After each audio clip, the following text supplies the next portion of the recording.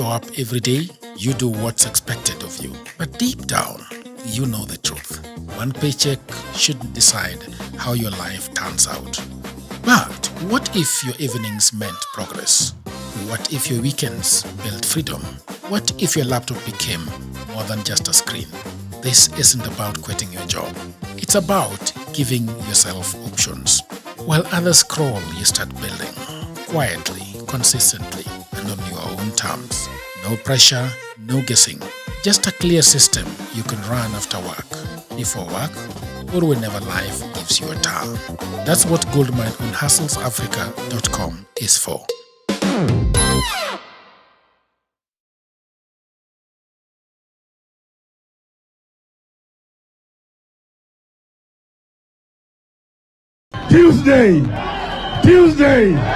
Tuesday.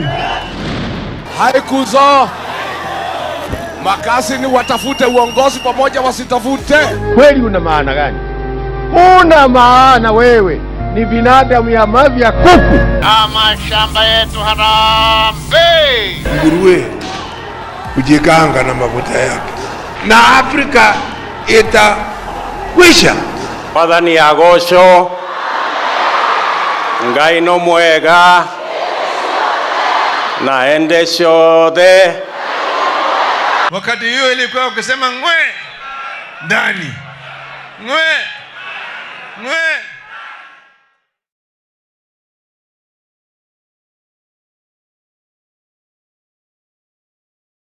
Is very little, is to announce to all our members, especially our investors and drivers and conductors, that after these good deliberations we have had with His Excellency, we are saying that the strike that we had suspended has been called off fully, and we are hoping that this will take immediate effect. Everybody to return the vehicles on the road, and for the entire country to understand that I think there is an economy here to save, and we are all looking forward to His Excellency to ensure that he drives the agenda of public transport. All right, hello there, people of the internet. My name is Ruto, and this is Political Headache coming to you at 7:30 on the dot. Today, I am hoping that I can be heard because we are testing something new. You know, I would love to say that Safina Party bought this for us, but no. We are not an NGO. We are not. I would love to say that Odhiambo's government bought this, but no. I would like to say that people of the internet are the ones who bought it. Have been very good to us. Very nice. And so, people of the internet, if the sound is a bit, just know that we are testing this thing, and we want to be very careful and responsible from the very first minute that this sound might not go well. But we are going to go there and have hope that we are going to have a good event today. My panelists are having all the expertise. My panelists, some are angry, like Simiyu, saying that we do not need to tell the Matatu people what to do. They need to tell us why they have to do what to do. We have Mundalo. Mundalo is a communication consultant, you know, political. He does not like the word commentator, right? He just wants to say. You see, a commentator usually has no say in what he's talking about, has no place in what he's talking about. So when you are commentating about football, it means you can't play football yourself. Okay. You're a bystander. Yeah. So Mundalo is a politician. Yeah. Odhiambo Tino, the man who has not been here, is now here. Odhiambo, the people of the internet have missed you so much, but now your women are now going to be very happy.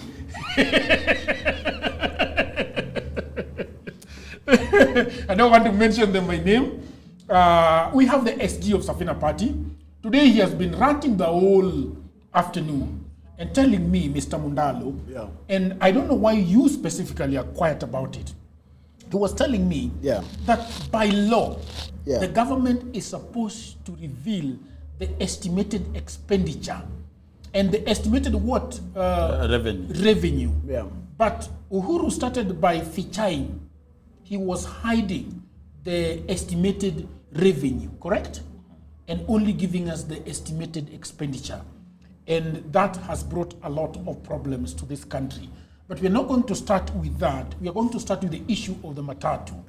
But even before we start with that, I want you to tell me, yes, what is the feeling in the country? We have heard, what is his name? There's a lot of tribal innuendos going on. Like today, like Joho today, I mean, not Joho, but it's Joe actually.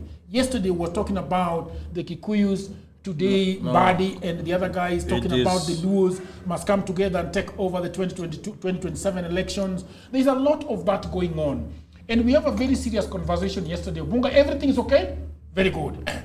I want to start by asking about the political temperature and asking you what is going on in the country. Mr. Mondalo. Thank you very much, Jagero. And I think the political temperature is that we are quickly moving at a very fast pace in terms of our struggle to want to take the country to the cliff, because our political intolerance is becoming higher and higher by the day.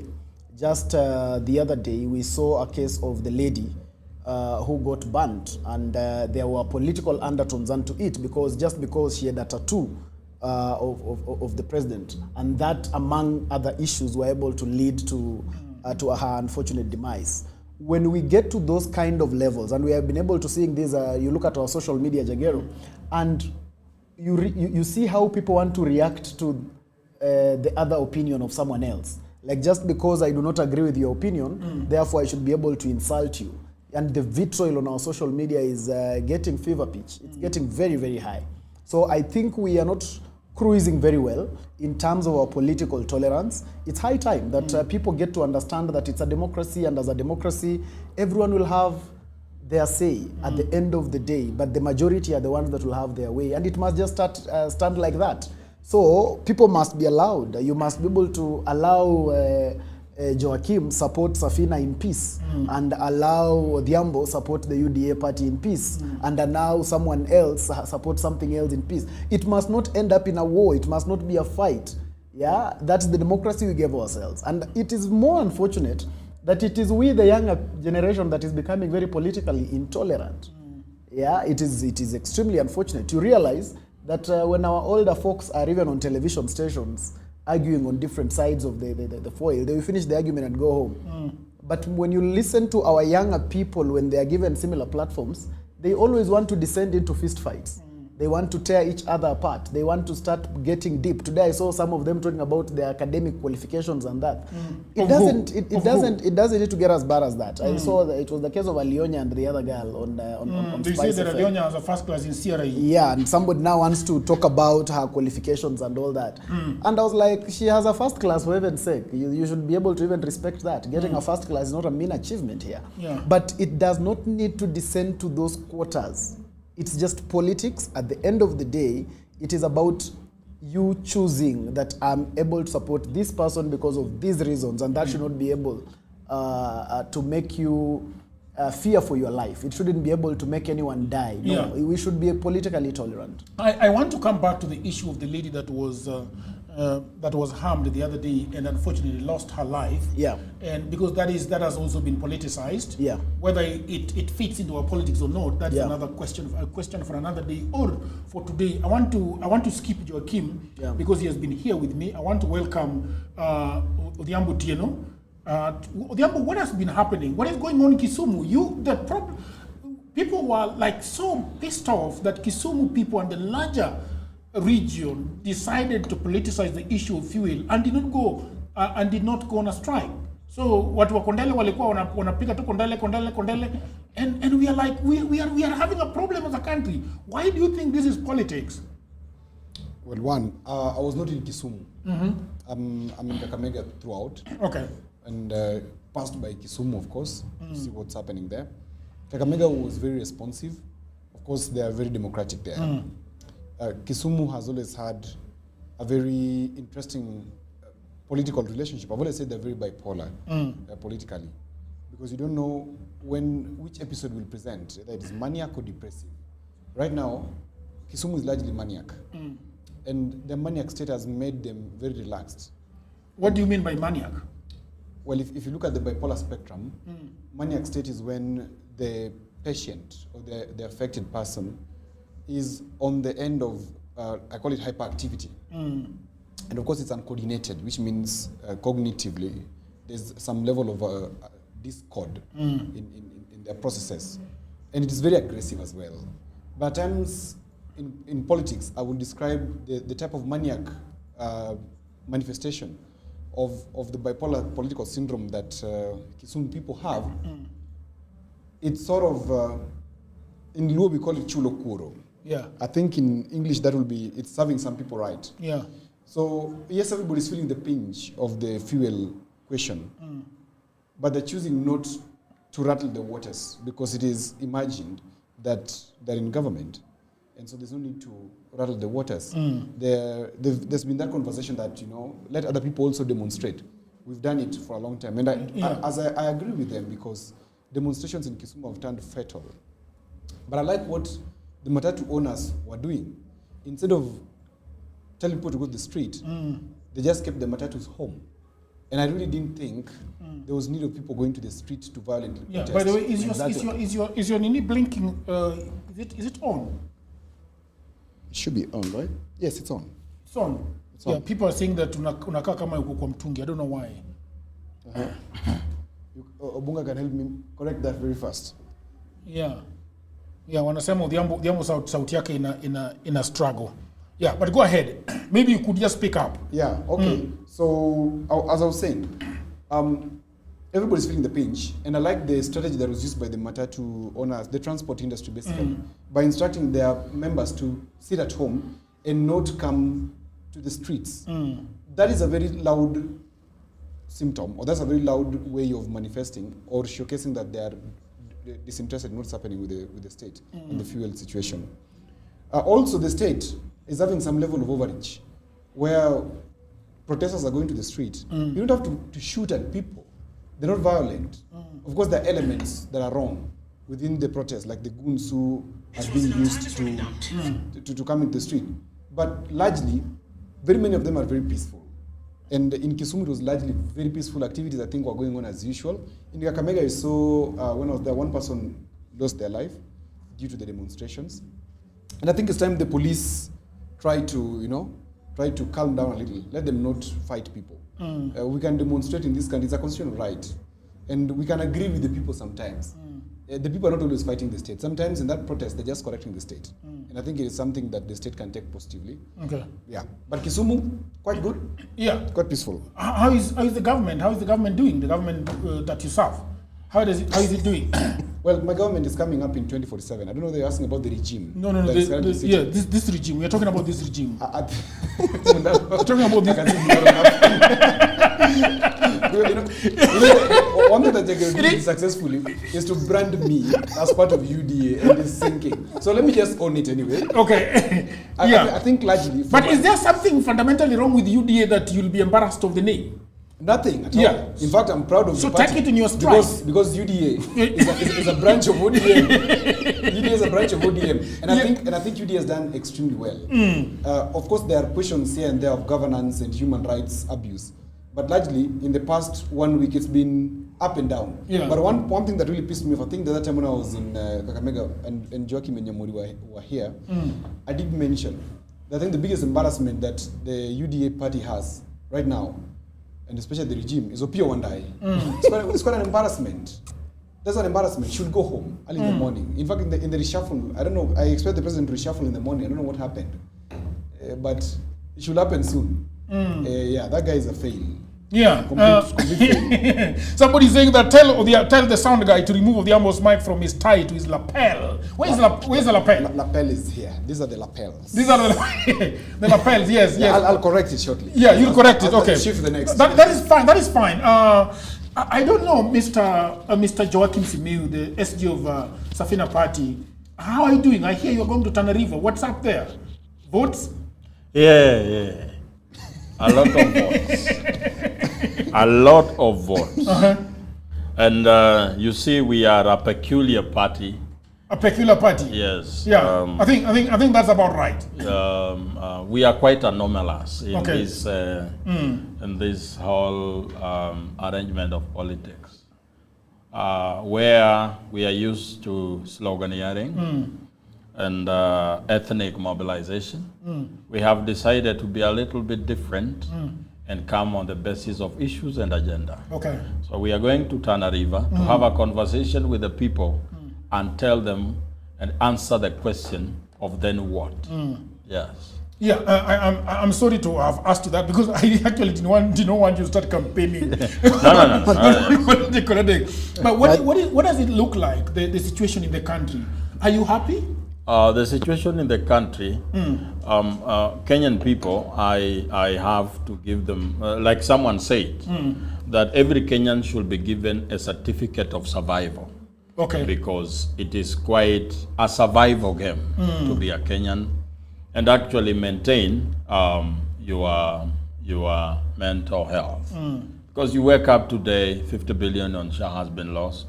You wake up tomorrow, a lady has been doused in acid, and there is a lot of propaganda around it that she was doused in acid because of the tattoo of William Ruto. Then later on, DCI comes and rules out that as a motive. So it becomes a whole murky waters. So the biggest unhappiness of the people generally is that they are doing all they can, all the best, but they are not seeing fruits of their labor. That they are giving their sweat, toil, and tears, but all they see is more misery. And we are here to try and have a conversation and tell them that the ball is in our court.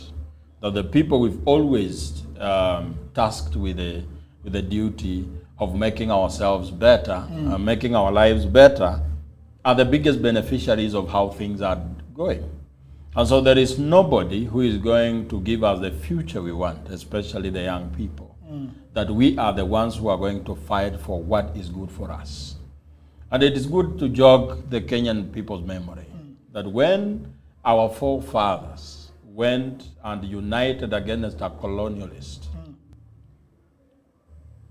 they did so that they can live their lives the way they wanted, so that they can be in charge of their own affairs, so that they can get independence and run a country themselves.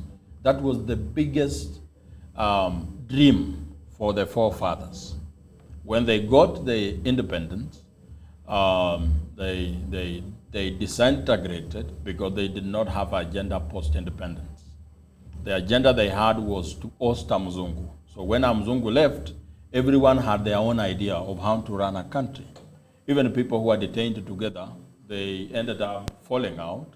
For example, even J.M. Kariuki, who at one time served as the personal secretary for Kenyatta, they had to fall out because of the ideological difference. So they did not have an agenda post-independence. When the Raila Odingas and the Kenneth Matiba were fighting in 1992 to repeal Section 2A, for them it was about democratic space enlarging. They were fighting for a country they would like to grow old in. Okay. And they got it. And the ultimate prize to that struggle was promulgation of the 2010 Constitution. So for us today, what is our ultimate struggle? What is the kind of country we want to have?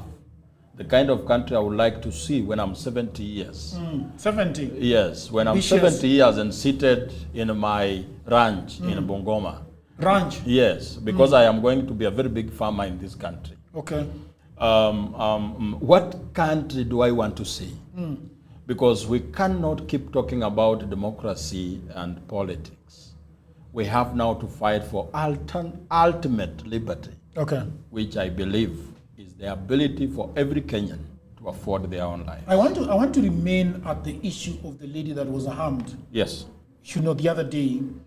I don't know. Mr. Mundalo is very concerned about the issue, but maybe I should stay with you and ask what is going on there, because this is a lady that has the tattoo of the president on her shoulder, and then it does not take long, and she has been harmed. And then the DCI comes out and says that, okay, we don't think that this was there was a political motive in the harm, in the accident or in the violence against this lady. And somebody said something the other day, yes, that it is interesting that this lady's case has not been talked about as it should. And somebody was telling me that imagine if this lady had Gashagua's photo on her shoulder, we would be hearing from Amnesty International, we'll be hearing from Pauline Njoroge, we'll be hearing from Matiang'i, we'll be hearing from Uhuru, we'll be hearing from everybody. Even me. Yes, but you are quiet about this issue. I'm not quiet. And what makes me not... Is it because she has got Ruto's tattoo on her shoulder? You see, that's a human being. And sanctity of life, no matter who is the bearer of that life, should be respected. That's why we fight justice. The justice on Mundalo, regardless of his political affiliation, is injustice. And I shouldn't celebrate it, because at some point, I'll be the victim of the same treatment. So the reason why I have some level of skepticism is I saw government demanding justice from itself. Yes. I saw Moses Kuria.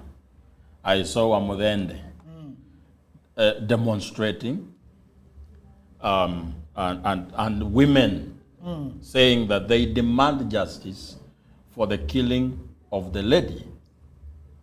But when you look at the placards they are carrying, they are saying we want justice, but down there they have written 2-term. So what are you really looking for? Are you campaigning for the regime? Because who are you asking justice from? You cannot be. Okay, who is mandated to make sure that justice is served? It's government. Yeah.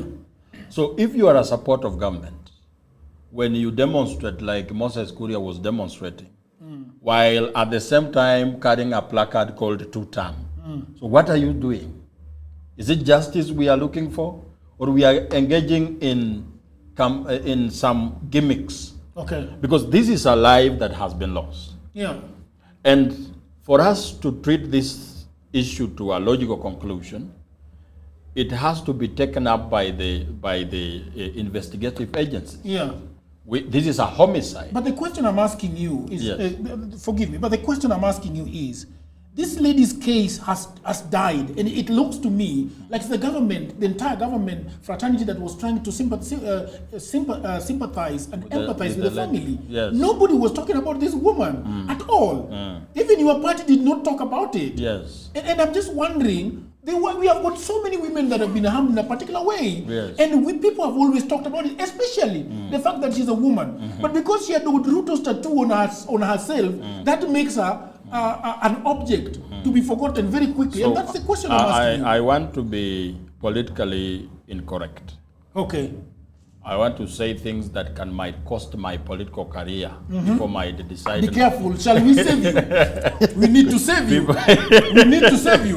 Can I go to the Odhiambo? I think Odhiambo, I should bypass him. I don't want him to talk about those things he wants to talk about. But I want to go back to you and maybe Mundalo. Yes. Maybe Mundalo. Because Mundalo is the one who is most concerned. But I will come to you. I think you are okay.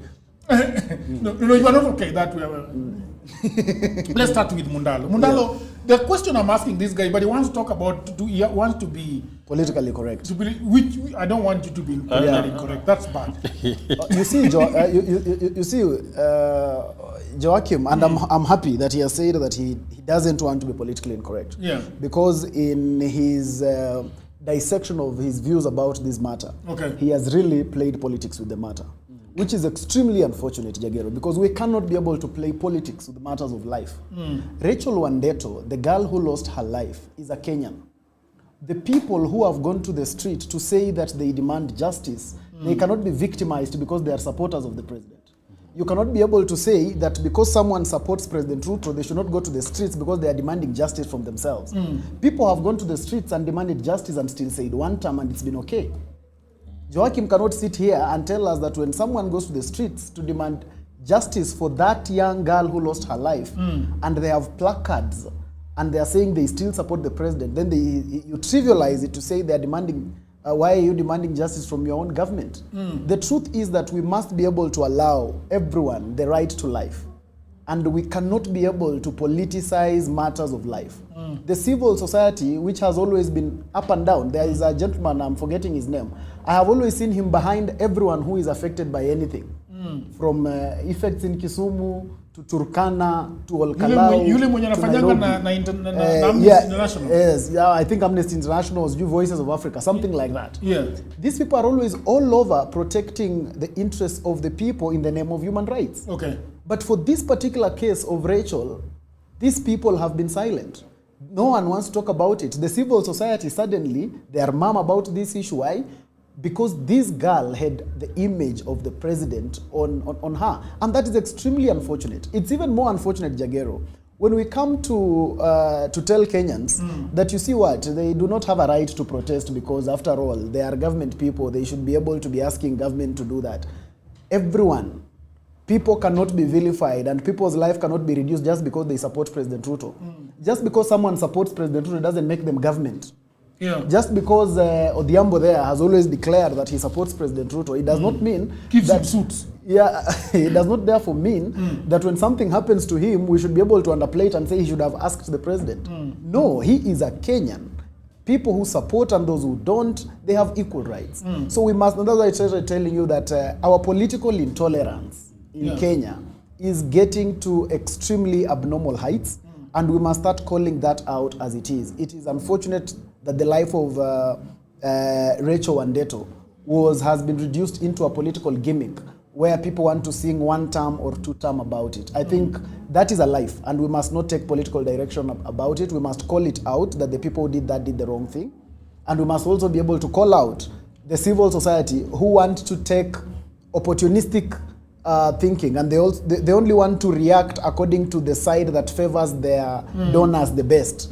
That because our donors want us to be anti-government, then we only are going to champion things that are anti-government and hide under the title of human rights. If it's really human rights, then human rights are about every other human being, regardless of whose tattoo they were having, whether it was President Ruto, whether it was Gachagua, whether it was Sifuna, whoever it was. It must be given the equal amount of pay. And you asked right, that what if this tattoo belonged to a leader in the opposition? You could be able to see the hellfire that this country would have been turned into. So we must be able to call out things that are about life. We must be very candid with This gentleman is about to say something, but I have to go to Odhiambo so that he can also talk about this issue. Odhiambo, do you know about this issue? Yes, of course. What do you think about it? Because my thinking is, the way our politics usually run is that, okay, I mean, it's very interesting because 3.97 million people voted for William Ruto. And I think that at the height of it, a lot of people had love for the man. And I imagine that having a Ruto's tattoo in 2022 and before that was okay thing. But do you think that you're vilified to that level? Because even BN, I saw him today on Jeff Koinange, and they were discussing the same issue. BN? And, yes, BN, the singer. And because he was cancelled after the show. The same intolerance. You know, what do you think? So let me say this, Jagiro. There is a big problem, and this problem is consistently being fashioned by the United Opposition, and largely by people who are becoming government intolerant. Okay. It is only beautiful to this extent that it is this group of people where Joachim belongs that are becoming government intolerant and are telling people that if you speak for the government, because it's a democratic right, people like Joachim and Adrian, of course Joachim is a little mild. Joachim is okay. He's a little mild, he's very okay. He's mild. Yeah, like Adrian. Yeah. Who maybe just time before he defects. Yeah, maybe it's just time. These people who constantly tell us that you cannot speak about government, whereas it's a democratic right to speak wherever you want and to choose wherever you want. Because in 2022, when a very big number of candidates offered themselves for presidency, the country overwhelmingly, albeit by a small margin, I know that could sound like an oxymoron, but it's a democracy by simple majority, structured in 50% plus one vote. Overwhelmingly chose the president. Now, when people like us who didn't even support him Yeah. are now starting to support him. Yeah. We're being told, shut up and sit down. You're being deplatformed. Wherever you go to talk, you're being told, oh, this is a Ruto person, get out. It is only beautiful up to this moment that it is them who are meting this injustice on citizens who have just chosen, like they have chosen, to exercise their right, okay? It would be very dangerous if it was the government that was saying, you guys, shut up, don't talk, gagging the media, doing what?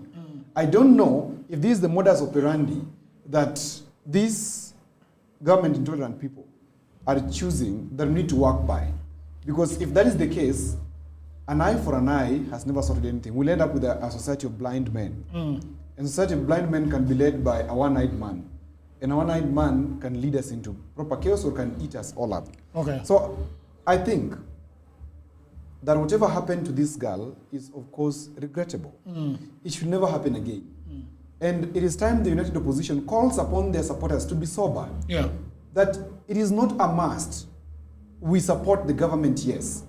But please, can we respect the fundamental rights of every human being? Which one of them is the right to life?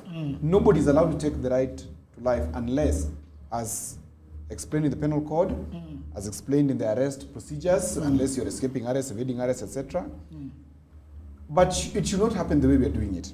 And it sits squarely at the doorstep of United Opposition, which I know Joachim does not belong to call out their people and tell them, hey guys, we can practice politics soberly. Because when the government, if the government decided that they will go that route, we'll be having demonstrations all over. This is very offensive. It is showing us bad manners. Yeah. Our democracy has come of age where we can actually talk and disagree, but shake hands and smile after we are done with interviews and done with our conversations. Okay. This is something that should never happen, especially to the women folk. But most importantly, Jagir, as you have questioned, it also behooves us to call out the civil society, as Mundalo has accurately done. Why is the civil society keeping quiet on issues that deserve proper attention? Because this is not violence by the government, as is always expected. This is violence by an intolerant group of people. Can they find a cure for their intolerance? And please accept that this country does not belong to the United Opposition, as led by Rigathi Gachagua. I don't know why you're accusing Rigathi Gachagua, though. I'm just saying it does not belong to the United Opposition as led by. He's the de facto and de jure. Why are you saying? Why are you saying that statement? He brings his lectern to sleeping Kalonzo Musyoka Center.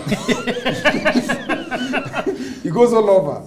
He's the de facto leader. If he's out of the opposition, it will be. But I wonder why you were bringing his name into this conversation.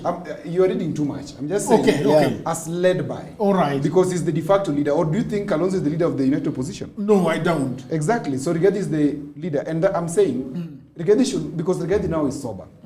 He's not the Rigathi we used to see in government. Okay.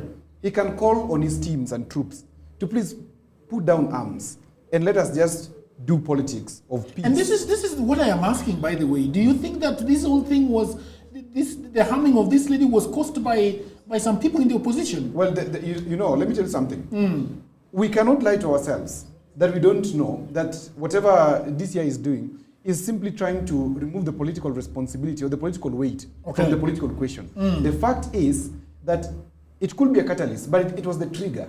This lady going to State House or this lady meeting President Ruto, I don't know if it happened, but it's rumored that it did. And she was having, quote unquote, some mitbilie from the government. Okay.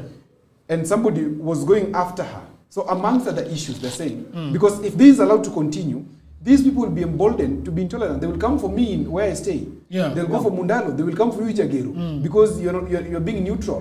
When we have that kind of polarity in this country, then if everybody takes arms, what we are going to do, we're going to end up in a civil war. Do you think... Just let me finish. And a civil war looks like 207, 208, where people are branding a particular community as being an aggressor. And we don't want to get there. We must practice sobriety. They're actually saying that the Kikuyus are making so much noise because they are not in this government.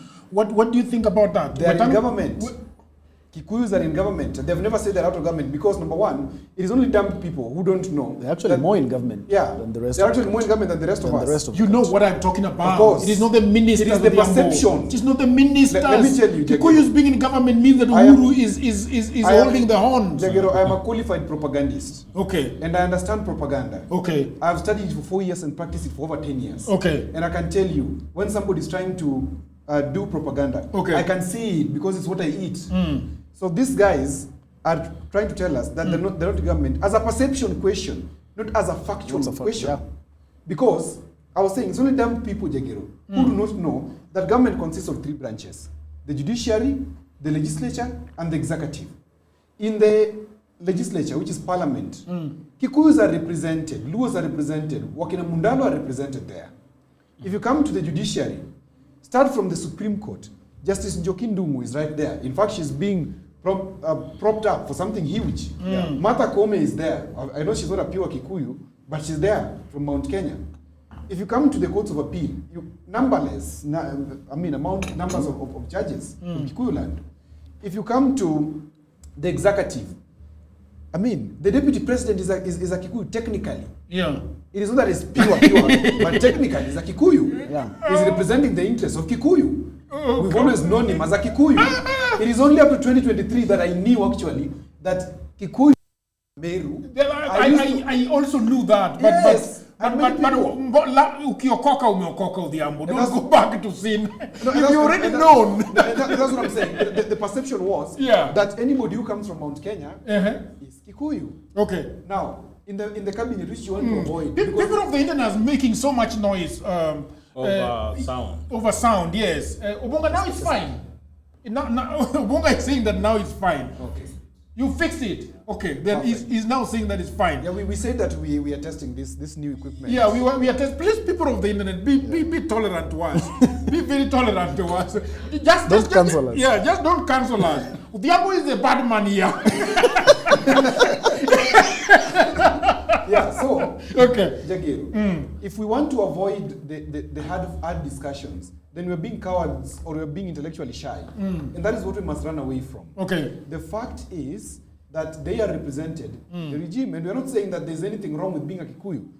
No, there's nothing wrong. We're not saying that there's anything wrong with being a Luhya or being a Luo. What we are saying is we must accept as a people that we are all in government by way of representation, by way of vote. Okay. Now, what we are squabbling over is the overreach of the state sometimes. But today, from what you can see, we are not talking about overreach of the state. We're talking about overreach of the citizens, actually a sect of the citizens who are intolerant towards their fellows who have declared support for the government. Okay. Because what if the government decides today, the regime decides today, because regimes are always paranoid, Jagero, world over. If the regime decides to protect its own, what will they do? Because the regime can decide. They have the monopoly of violence. These guys must not prompt us. Let them just do their thing. We can all speak. Simiyu can talk about his guy who loves sitting in the bunker. Mundalo can speak about the state and whoever he supports. Jagero, you can speak about whoever you want. And at the end of the day, we can all go home to our families. Yes, but Odhiambo want to stay with you a little bit. There is a lot of tribal innuendos and propaganda going on. You see, like I've told you, there are two gentlemen, Wetangula and Mbadi, were talking about how Luos should come together. Mudavadi tells Kenyans to brace them for that is, and then there is the gentleman, what is Mudavadi, Wetangula and Mbadi are calling on Luhyas and Luos to unite to produce one presidential president, since Kikuyus have already had enough presidents. Could be factual, but is it necessary? It's not necessary. In fact, Mbadi should not speak. Wetangula should not speak. For these reasons. Okay. One, Mbadi has shown disdain towards the very community that put him in power. And I'm sorry to say that. Because Mbadi is a Suba. Subas are not Kenyans. Subas are Ugandans. Who killed Kabaka there and then escaped to... And were welcomed, basically. Is your mic on? My mic is on. Unless... It's very much on. It's very on, yeah. Yeah, so, it's very much on. Abunga, very so... Subas are Ugandans who are adopted and assimilated by the Luo, okay? But recently, he did tell us in our eyes that he has great disdain for Raila Odinga, you had everybody else responding to him. Okay. Okay? Now, so you can't talk about unity of the Luos, because it's the very cause for that disunity anyway. He's shouting at the top of his voice. Fellow Luo leaders are like, what's going on? Can't we just talk? Why are you shouting at us? We can have a conversation. Okay? Wetangula is even lying to the president himself, and he knows it. That he is one of the people who has a stranglehold over Bungoma, where this fellow comes from. And that stranglehold is what has given him that sustainable 5% that he comes to the table. Today he has refused to fold his own party to join UDA. Unlike Mudavadi, who has folded his ANC to join the president's party. So he's lying. He's lying. He's giving us lip service. And he should stop, because we know him. Wetangula is a hypocrite who has survived because of his chameleon nature. I want to go to this gentleman. He has really talked about the profiling of the Kikuyus. Mr. Joaquim, who is a lawyer working with the Kikuyu party leader. Let's be very honest, Mister. What is really going on? What are you hearing? Are you happy? What is going on? Profiling of Kikuyus did not start yesterday. Okay. There is nothing new under the sun. Okay. In the run-up to around, let me say, in the early 1940s. Okay. When the Mau Mau were now coming up violently against the colonialists. Okay. The colonialists had a small aeroplane fitted with horn speakers. Okay. It could fly, and they used to fly around other tribes that are neighboring Kikuyus, telling them that when you see a Kikuyu, a Meru, and an Embu, report to the nearest police. Okay. Those people are very bad. The reason why Kikuyu started being profiled, that was after a massacre. I don't know the name of that massacre.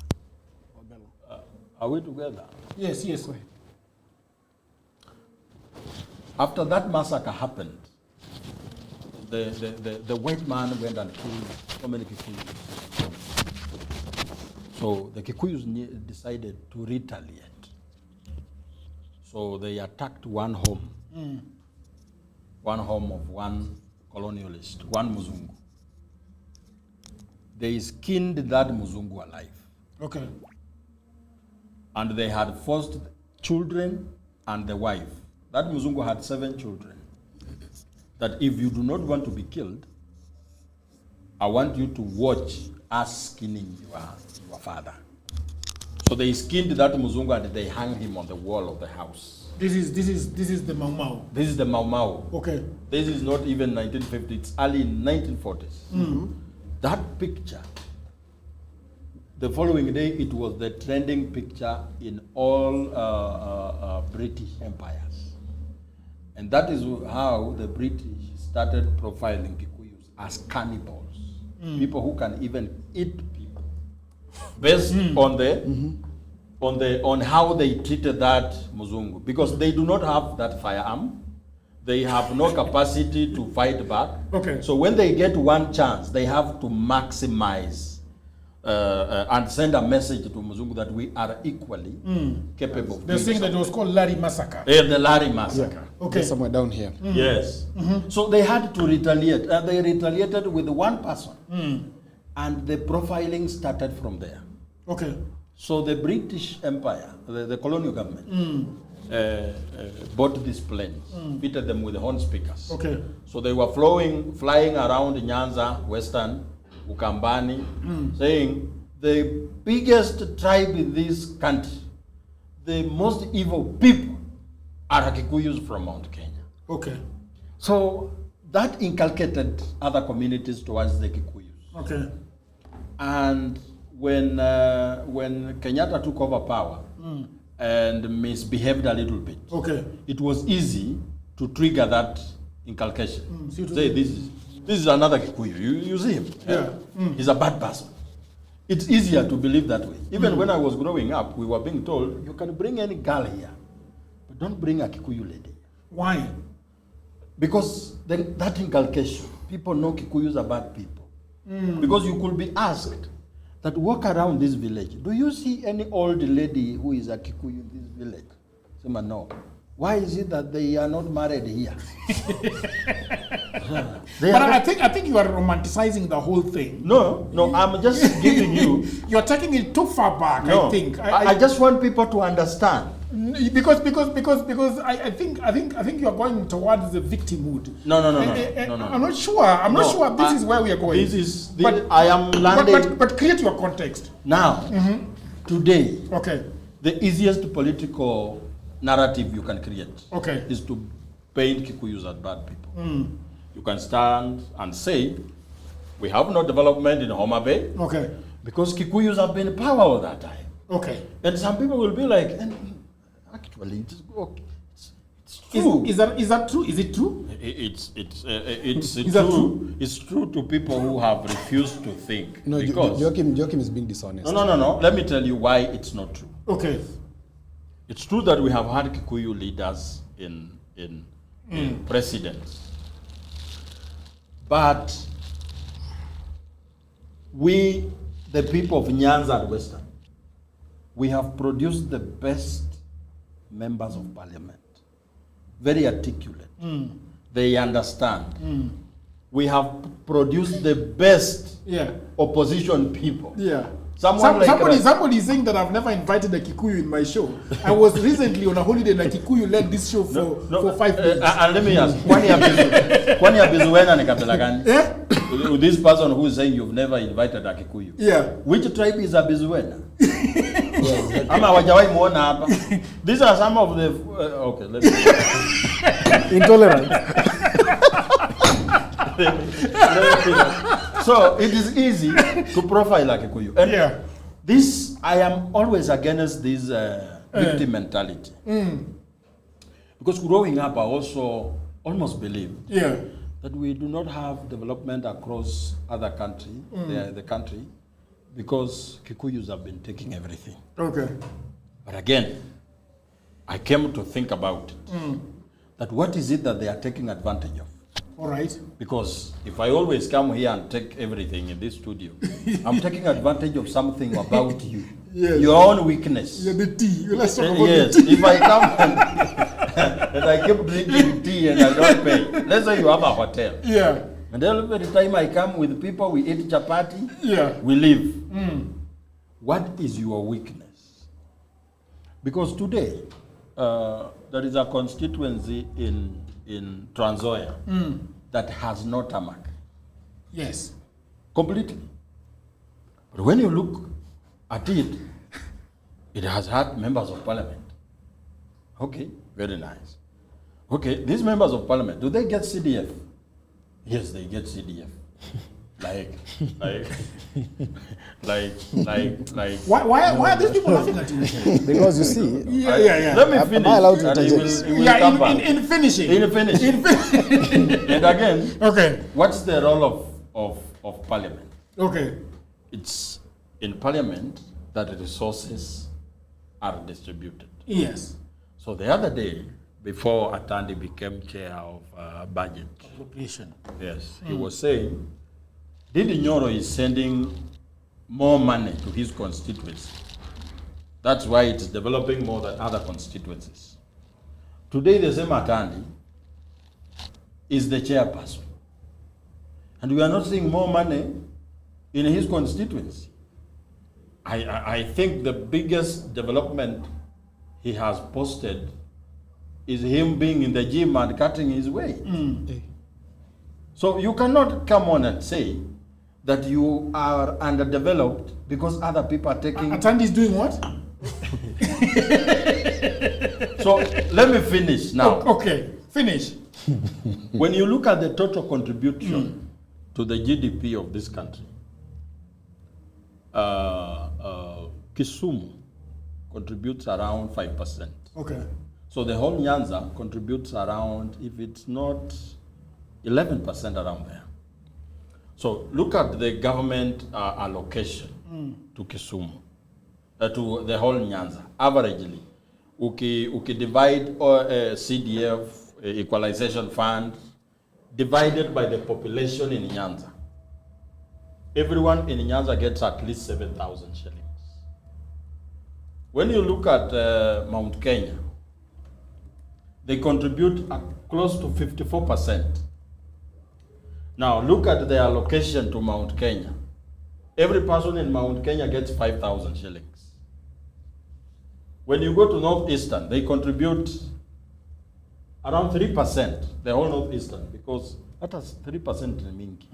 Because Wajir is 0.3, Garissa around the same, and then it's Garissa, Marsabit. Yes. When you look at the allocation to that area, divided by the people in Northeastern, everyone gets 150,000. So we are looking at contribution to the country, then the benefit. So who is eating whose sweat? Okay. I want to go to Mundalo. Yeah. Mundalo, you are. What do you think about the tribalism that is going on? Let me put in quote. What is really going on? I think, Jagero, we are all products of our environment. Okay. And when you subject yourself to an environment, you're more likely going to start reasoning in the way the environment expects you to. That's right. And that's when I listen to Joachim. All I hear is undertones of his boss. Okay. That environment has been inculcated in him so much that he has started believing a sect of propaganda that places Mount Kenya at a victim perspective. Yeah. You cannot be able to argue in this country and tell people that the Mount Kenya has been a victim. These are the very, very, and you cannot be able to say, you cannot be able to say that. He's paraphrasing you. You cannot. No. He's misparaphrasing there. No, it's not misparaphrasing. I listened to Joachim in total silence. Yes. No. So I am what he I simply. just want for him not to mislead people and support him. Because I have said, I started by agreeing. I think the people heard you. Yeah. And Mundalo is missing. They will actually call me off because you see, when you place an argument, let me aid you in something. Yeah. There's a book I'm currently reading called Surrounded by Idiots. Okay, it is written by Thomas. No. Just a minute. It is written by Thomas Erickson, a very reputable writer. All right. Thomas Erickson tells us about communication. I just want to clarify for my brother here. In the very first chapter, he talks about communication happening at the listener's terms. So sometimes you speak, but you may not know how it lands. Yeah. So Mundalo is only saying what he had. So Mundalo has decided to misunderstand what I say. No, Is that what you're saying? No. Then let me this book. let me advance. I think that I will have to give him the right of later. Yes. So let me advance my misunderstanding of him. Okay. Because you cannot be able, you come and make an argument and say that the British Empire was able to then make the entire country believe that these people are bad. Fast forward, the same empire hands over power to that people. Okay? And that's usually the problem with the propaganda, and Odhiambo knows this better. That there will always be a place it will fall. Because it is not reality. Fast forward, the very, very Kenyans in their numbers vote for President Kibaki. Okay? I agree. Though if this thing had sunk into Kenyans, then we'll be able to see the ripple effect in the result. The very, very Kenyans are able to vote for President Uhuru Kenyatta. So the truth is that there is always a propaganda that is put in some view without sometimes our own people knowing. For instance, the thing that you're just saying, that you've just discovered that there's Mount Kenya East and Mount Kenya, the rest of Mount Kenya. It is also just another tool of propaganda. Why? Because when someone needed Mount Kenya to be one, it is advanced as one. Today, because someone else needs it to be in segments, then you are now given a new tool of trade called East and West. So that is always the reality. So the truth is that we can rightfully argue that the entire country of Kenya has not advanced at the same level. Why? Because the people in power have always taken power where they have come from. How do we do that? Look at our constitution. We have not started Kenya with the 2010 constitution. Kenya started at a point where all power belonged to the president. The president had the power to put people in jail. The president had the power to decide whatever he can decide. The president had the power to allocate money wherever it can go. And so, rightfully speaking, most of these went to certain segments of this country. And most of the other people who never got the opportunity and the advantage of power remained behind. That's why today we are creating TikTok bites using the president saying that he's creating a road to Lari, Modogashe, and whatever. Whereas it's a TikTok challenge to the rest of us. The people living in that area have actually never seen these roads since independence. So that is actually the reality. And then you cannot be able to lump, whereas I agree with Joachim that sometimes our leaders from the Western region have failed us, but it's not in the entirety. Because some of the challenges are not necessarily member of parliament challenges, like when my brother quotes CDF and construction of roads. There is nowhere where CDF construct roads. CDF is one of the most locked up budgets that we have. See, the roads are actually done by Kera, Kura, and that. So the truth is that you cannot be able to say that all these will be blamed on members of parliament. Build the road? Exactly, because it's national government. And where is national government? National government is controlled at the executive level. What has always happened at the executive level? The executive level has always developed a budget that is biased of the entire country.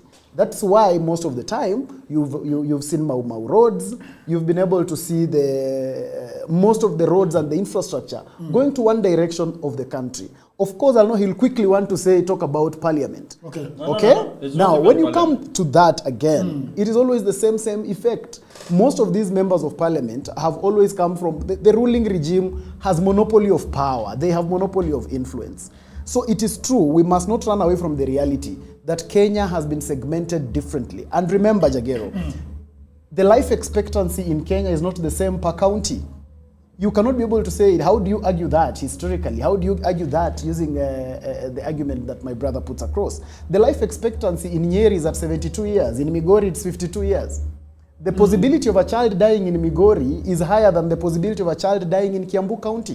Why is this? It is because there is a certain advancement that has been made in certain regions that has disadvantaged others. That when this child gets sick in Migori, the chances of them getting to a proper hospital is so difficult. But this child born in Kiambu, for instance, has Kiambu level 5, he has Kenyatta University Hospital, and he has KNH at a begging call. So these are the realities of our country. And for us to be able to really make a change and make advancement of our country, we must meet these challenges in their reality. Most of us seated on this table who come from the Western region, we are in Nairobi courtesy of education.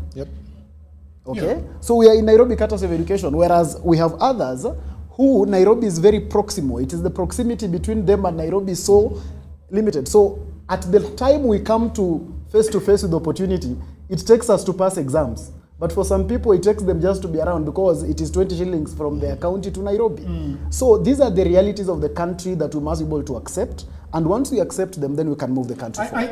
I have something to say about this. Before you say it.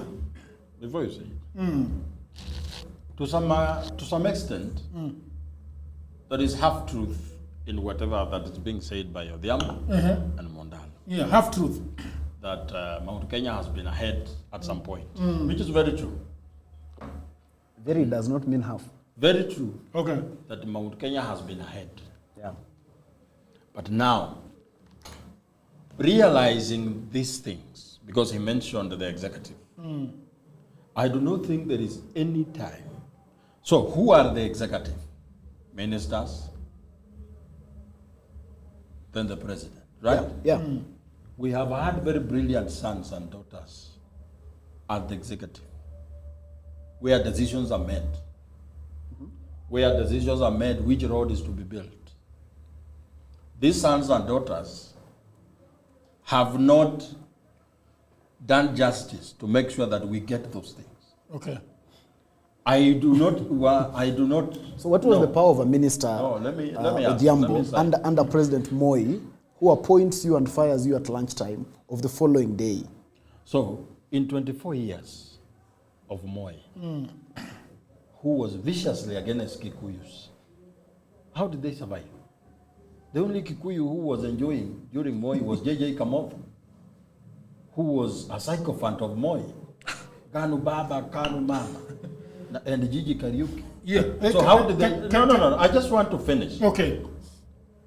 Are the Kikuyus who finished the sugar belt in Western? I mean... Let me ask. Joachim... No. Are they the ones? Joachim cannot let me ask. cannot Zoya rent Sugar free. failed the other day. It was in 2014. I was in high school. Jagger, I think you're being unfair to give Joachim much time if he's spewing untruths on this show. For this making the show a propaganda. Yeah, you're making the show propaganda show. Pure propaganda. It is pure knowledge. Allow me to inform you. Allow me to inform you, Joachim. I do not want to be informed. Allow me to inform you. That's why I'm asking. I'm asking a question. Jagero, I think I need to stop Joachim because what he's saying is not true, and our audience is not a stupid audience. It is public knowledge. And of course we understand Joachim because his boss is from that community, and he must be able to protect. And he told you here from the Can you just think big factually? Can you land? Can you land and then? No, let me land so that they can all. No. I also have to say something. Yes. I also want to say something. Yes. Yeah. So that you can all parrot when I have landed. No, nobody's parroting. You stop demeaning people. Yes. Nobody's parroting here. Let me ask. The other day, just the other day, we can see the same of you. Why are you saying Mundalo is parroting? No, I mean, that is. You must have decorum. It's democracy. He's allowed to. I want to increase the choose number the of words. people watching. Okay. So just the other day, we have had a relatively vibrant economy where I come from. Okay. Western, where even market centers, ukisikia siku ya soko iko Chepkube. When you go there, you can see real activities. Okay. Why? Because people, kuna sugarcane cutters have been paid, kuna sugarcane weeders have been paid. Yeah. Kuna those people who are supervisors. And that's what eradicated grass-thatched houses in Western and Nyanza. Okay. These machines started dwindling when our children were in government. Okay. So they might, if they have been there and they did not come together to protect the livelihoods of their own people. So who do we expect to come and help us? Okay. I think you're. I have landed. Yes, Odhiambo, I have an opinion about this issue. I think we have got three issues that are going on concurrently. The first question that we are asking is whether it is the Kikuyu elite that ruled this country for a considerable amount of time. We have had Kibaki ruling it for 10 years. We have had Uhuru ruling it for 10 years. We had Jomo Kenyatta ruling it for 16 years. So those are three Kikuyus that have 20 and 36 years in government. And there is a question that is being asked about whether there was, unfair, resource allocation during those 36 years. I have a feeling that it could be true, that there was unfair allocation of resources within the 36 years, and that meant that other parts of the country were not doing well at the time. Now, the second question is that we have always had leaders from our regions, all right? And even the Bible says that if you cannot be trusted with small things, can you be trusted with big things? The question that we are now asking about, and most people are throwing the names of Ndindi Nyoro. I never know the Odhiambo has done the same. People have talked about the governor of Kiambu, and the one from Murang'a. They have talked about those things. So there is a part that has been played by the national government in the 36 years that Kikuyu has been in government. We can also talk about the 24 years of Moi, right? We can also talk about those ones.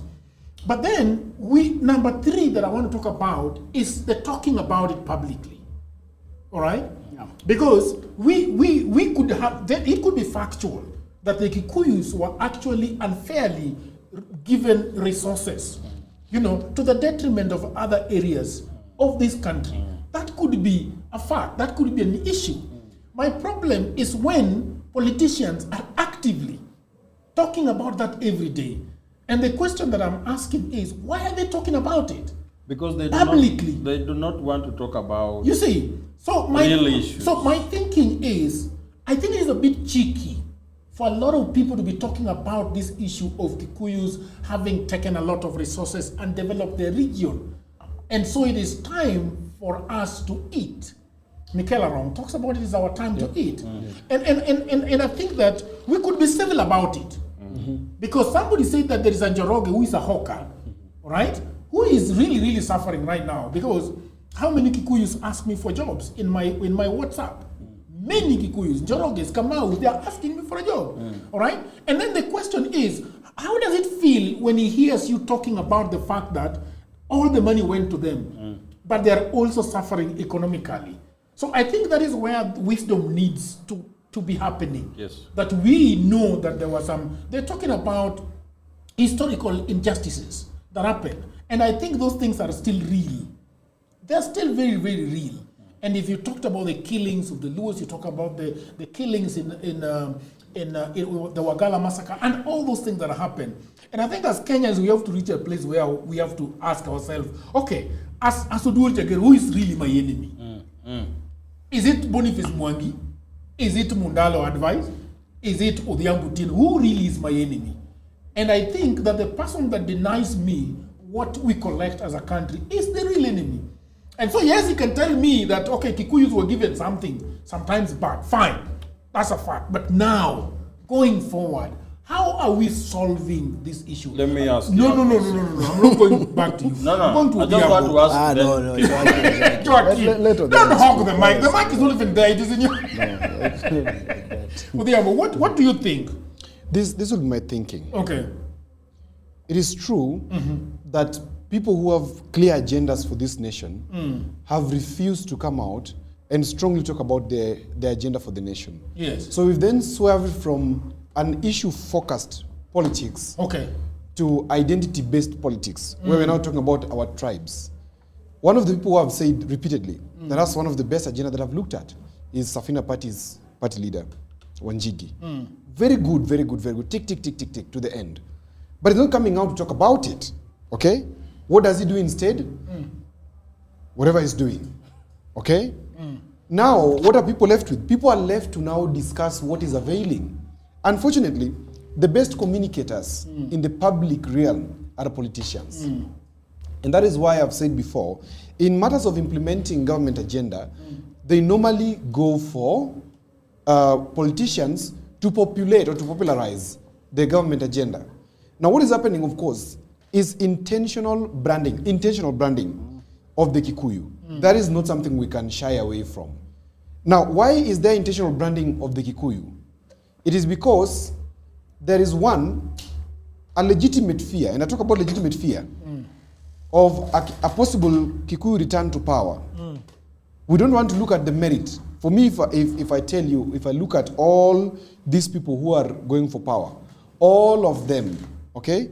I think I've said before that Wanjigi, I'm a Luo, but I look at Wanjigi as somebody who can actually do better in government. I think so, because he has a solid plan for the government or for the people in terms of this finance issue, etc. But we are intentionally being shy of establishing Kenya as a meritable nation. Today, Jagero, it is important in this country to have a skill than to have a degree. Luos and lawyers were told you go to school. And generally, the whole world were told you go to school. And school only gives number 1, 2, 3, and top 10. The remaining of us who are average in school are told you are failures. You go and look for something else to do. Okay? Now, after you succeeding and having a first-class honors like Alionia, etc., when you come to Nairobi, it is Nairobi half-life and shocks. You have to live half of your life literally, trying to get from the underground just to be... Yes, you know it. There's nobody on this set than you and Joachim who know what Nairobi half-life is. Mandazi Sela, Watchman. Now riding in a Mercedes called JW. S-Class. With a custom number plate. Why not for Wanjigi? The cold could have killed the chest.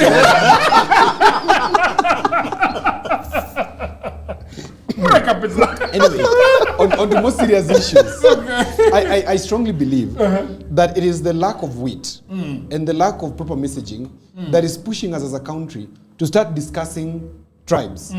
Because if we had a proper agenda, we would direct ourselves to that agenda. But since we do not have it, we are now directing ourselves to talking about tribes. Because we've said here before, my brother, that if the united opposition would have been having an alternative agenda. Yeah. To say, this is our plan. After we take power, we will be talking about that issue, but we're having asymmetrical war that I've always said. Asymmetrical information warfare, where the president is busy talking about development. Yeah. These guys are busy talking about one term. Yeah. You ask them, one term, then what? They say, just one term. Once we are done with one term, then we will decide. Okay. So once we have that kind of asymmetry, we're having a war that is not equal. So none of them is going to win the warfare. Okay. So where do we end? We end at identity politics. You wrote the book about Rwanda genocide. You are aware that Rwanda's question was not development. Yeah. Neither was it about politics. It was about identity. Where people started pointing fingers, my brother, and saying, you are a Hutu, you are a Tutsi. If you go to the memorial, Rwanda genocide memorial, whatever, you see it written, propaganda leaflets where they were saying that our ladies, that's the Hutus, our ladies are more beautiful or are just as beautiful as the Tutsi ladies.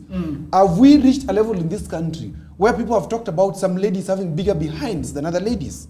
Have we reached that level? And better skins. And better skins. Have we reached that level? Chocolate. Have we reached that level where we are now? Yeah, where we are now discussing who looks like he's thinner and who looks like he's bigger, and what that means. Have we reached that level where somebody, a leader, stands and says that you're now thin, and that's not enough. You're about to see how thin you can get. We are simply going to identity. Okay. Identity politics, Jagero, will return us to 2007, 2008. And none of these people who are shouting one term or two term want that direction. That is the question I was asking you, Diambo. And that's what I'm saying. That it is fine, whatever has happened, what history will judge us properly about this issue of resource allocation. But I'm just telling you, and who? Speak it out, Jagger. Almost. What you? Talk about it. You and your Kikuyu friend. Yes. Because I see you meeting a lot of them over there where we take coffee. Yes. At the coffee club. You yes. know. You're a communication consultant. Yes. You are consulting for Kikuyus. Kikuyus are so consulting with you because I believe they are coming to your class. Most of them are actually Kikuyu.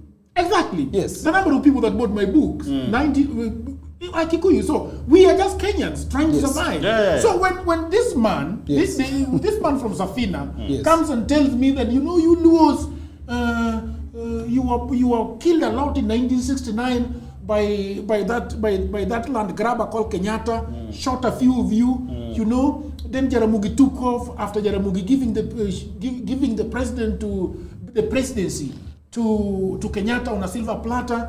I mean, you Luos, what have you had? You have been at the bottom of the barrel. You know what they're doing for us? Is something called the logical bypass. They're taking us to the emotional shortcut, okay? Or the emotional freeway. Because they know if you take us back to logic and merit, we will not be able to discuss tribes.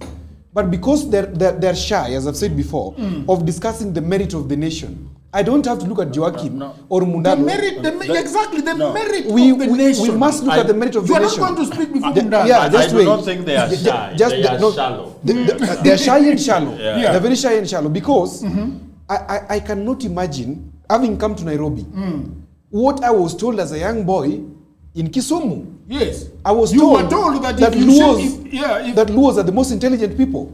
I come to Nairobi and meet Mundalo. And Mundalo is a Luya. Likes tea and very intelligent. Luyas are this intelligent. I meet Joachim, who is a perfect storyteller. Yeah. I'm like, so these biases are not real. Okay. Now, Jagger, the biggest challenge we are suffering in this country is that even people who are able to drive conversations still want to go back and dive deep into that question of us versus them, the binary question. Whereas the president now, President Ruto, gave us a chance in 2022 by saying, let us do politics of issues and not politics of identity of who is a Kalenjin and who is a Kikuyu and people bought, and who is a Luo. And people bought it. And it is working. But these guys want to drag us back to that very dark hole of us saying it is us versus them. We don't have to be there. You say I can't say something. We can eject. Look, I wanted to rope in Mundalo. I'm finishing. Like you think you're in the room alone. Look, the country. But I've only spoken 1.5 The country 1.5 minutes. Yes. Where? Let me finish. Let me finish, Jagero. You're lying. Let me finish. The country can properly exercise its democratic rights by ejecting President Ruto based on merit and installing another person based on their development track record. This is what I like. As is today in this country. Yes. Yeah, as is today in this country, our political leaders in the opposition are not giving us any guidelines or any guidance that is going to level up our politics. We are taking our politics back to 1980, where dafts and dams were the ones who are occupying the podium to speak to us. We must not accept that. Odiabo is currently surrounded by idiots, but Odiabo, don't carry that book here. Very bad book. I also don't like it. Go ahead. Can I ask you a question? Sure. Can we go away from the tribal issue and talk about the fact that a lot of people are saying, so when we want to talk about the DP, Deputy President, Mr. Doctor, is it Doctor? Professor. Professor. Full professor. But now, there is a very important flow of thought here. Okay. And I do not want Maybe we can talk. I can just. Before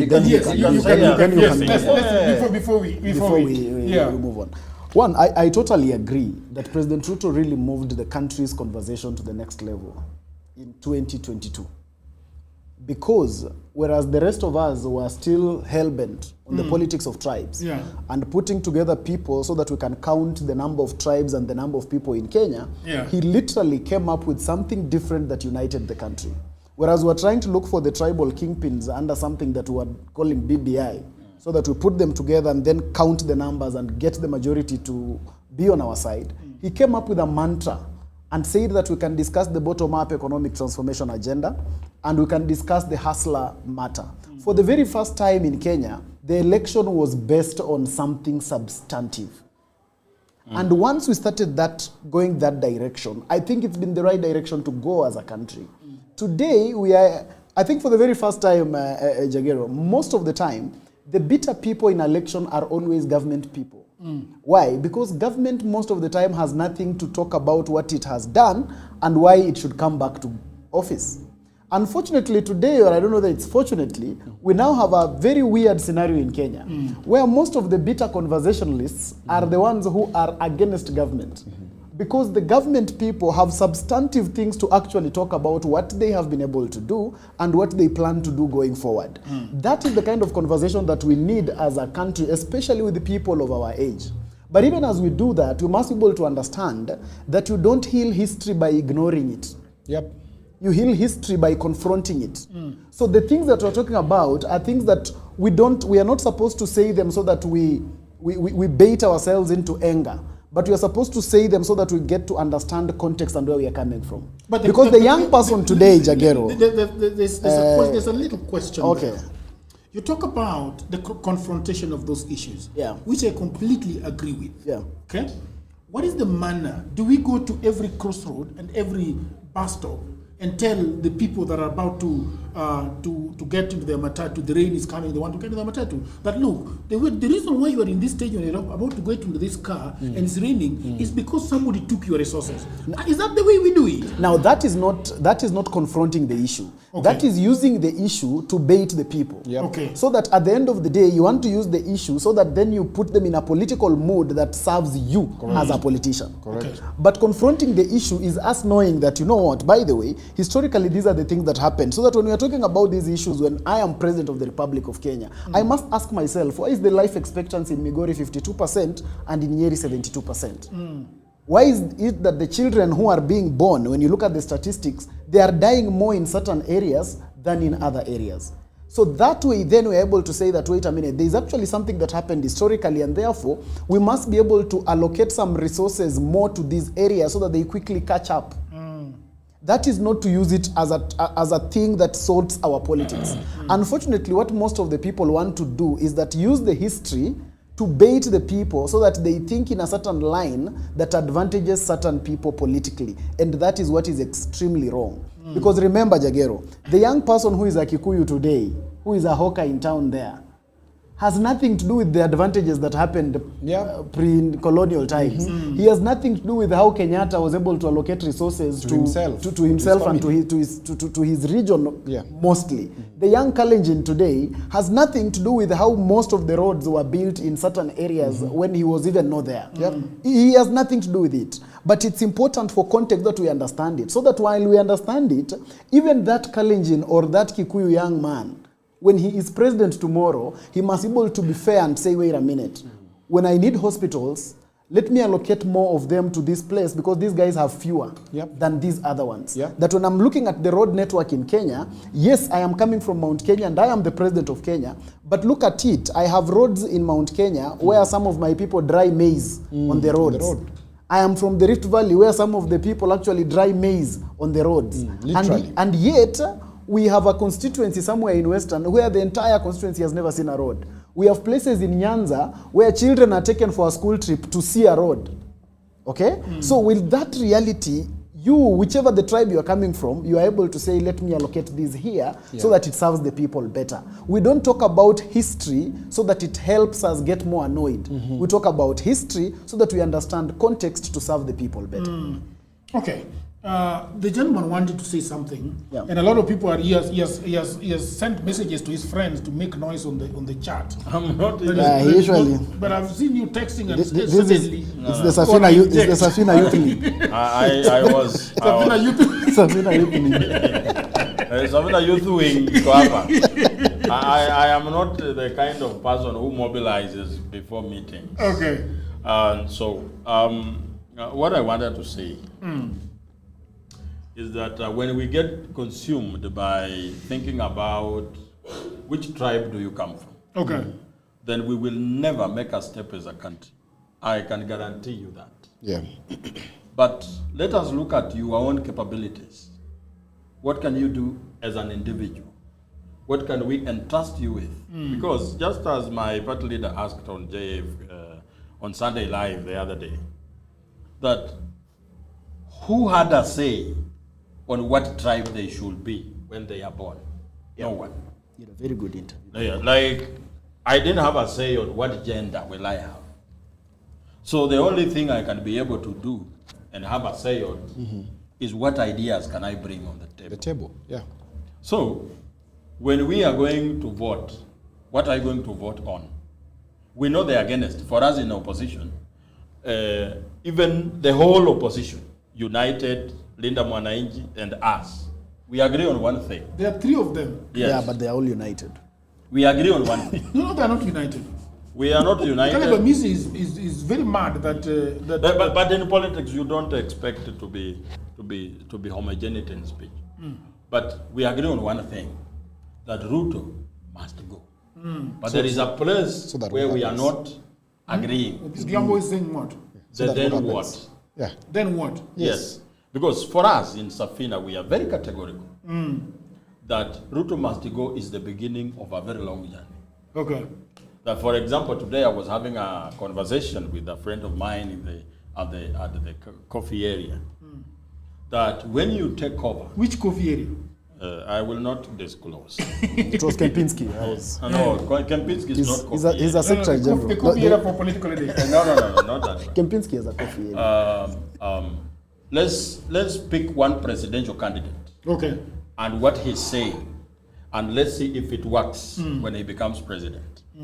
And today I'm picking Maraga. I rarely talk about him.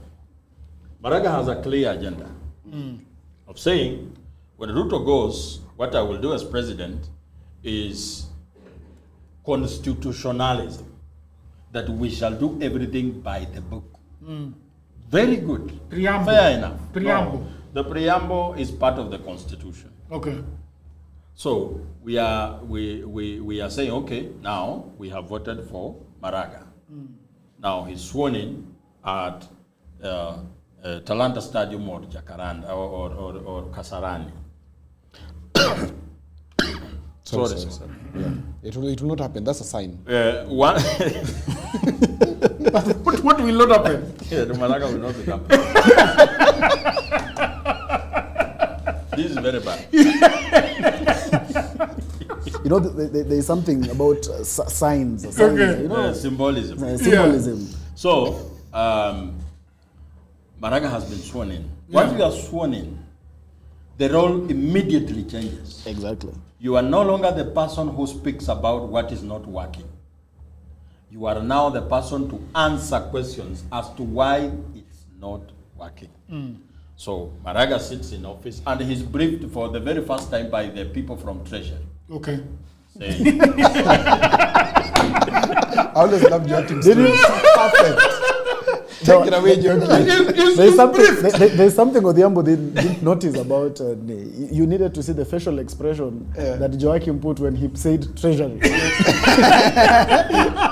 really loves the treasury. It's like they are going to be a scarecrow to Maraga. Yes. It's like it is their first stop when they get to government. That is the house of Stark. there, you don't run Treasury with slogans. Yes. Okay. Unfortunately. Or rural. Yeah. However articulate you are. Yes. You are looking at raw numbers. Numbers. Balance sheet of the They tell country. you, Mr. President, Yes. in the next 3 months, Okay. a Eurobond is maturing. And it's how much? 300 billion. 300 billion. And you are who? You are Maraga. You're seeing a book that looks like that. Yes. So the books are not the ones you imagine. Maraga is saying, but it's Saturday. We are supposed to go.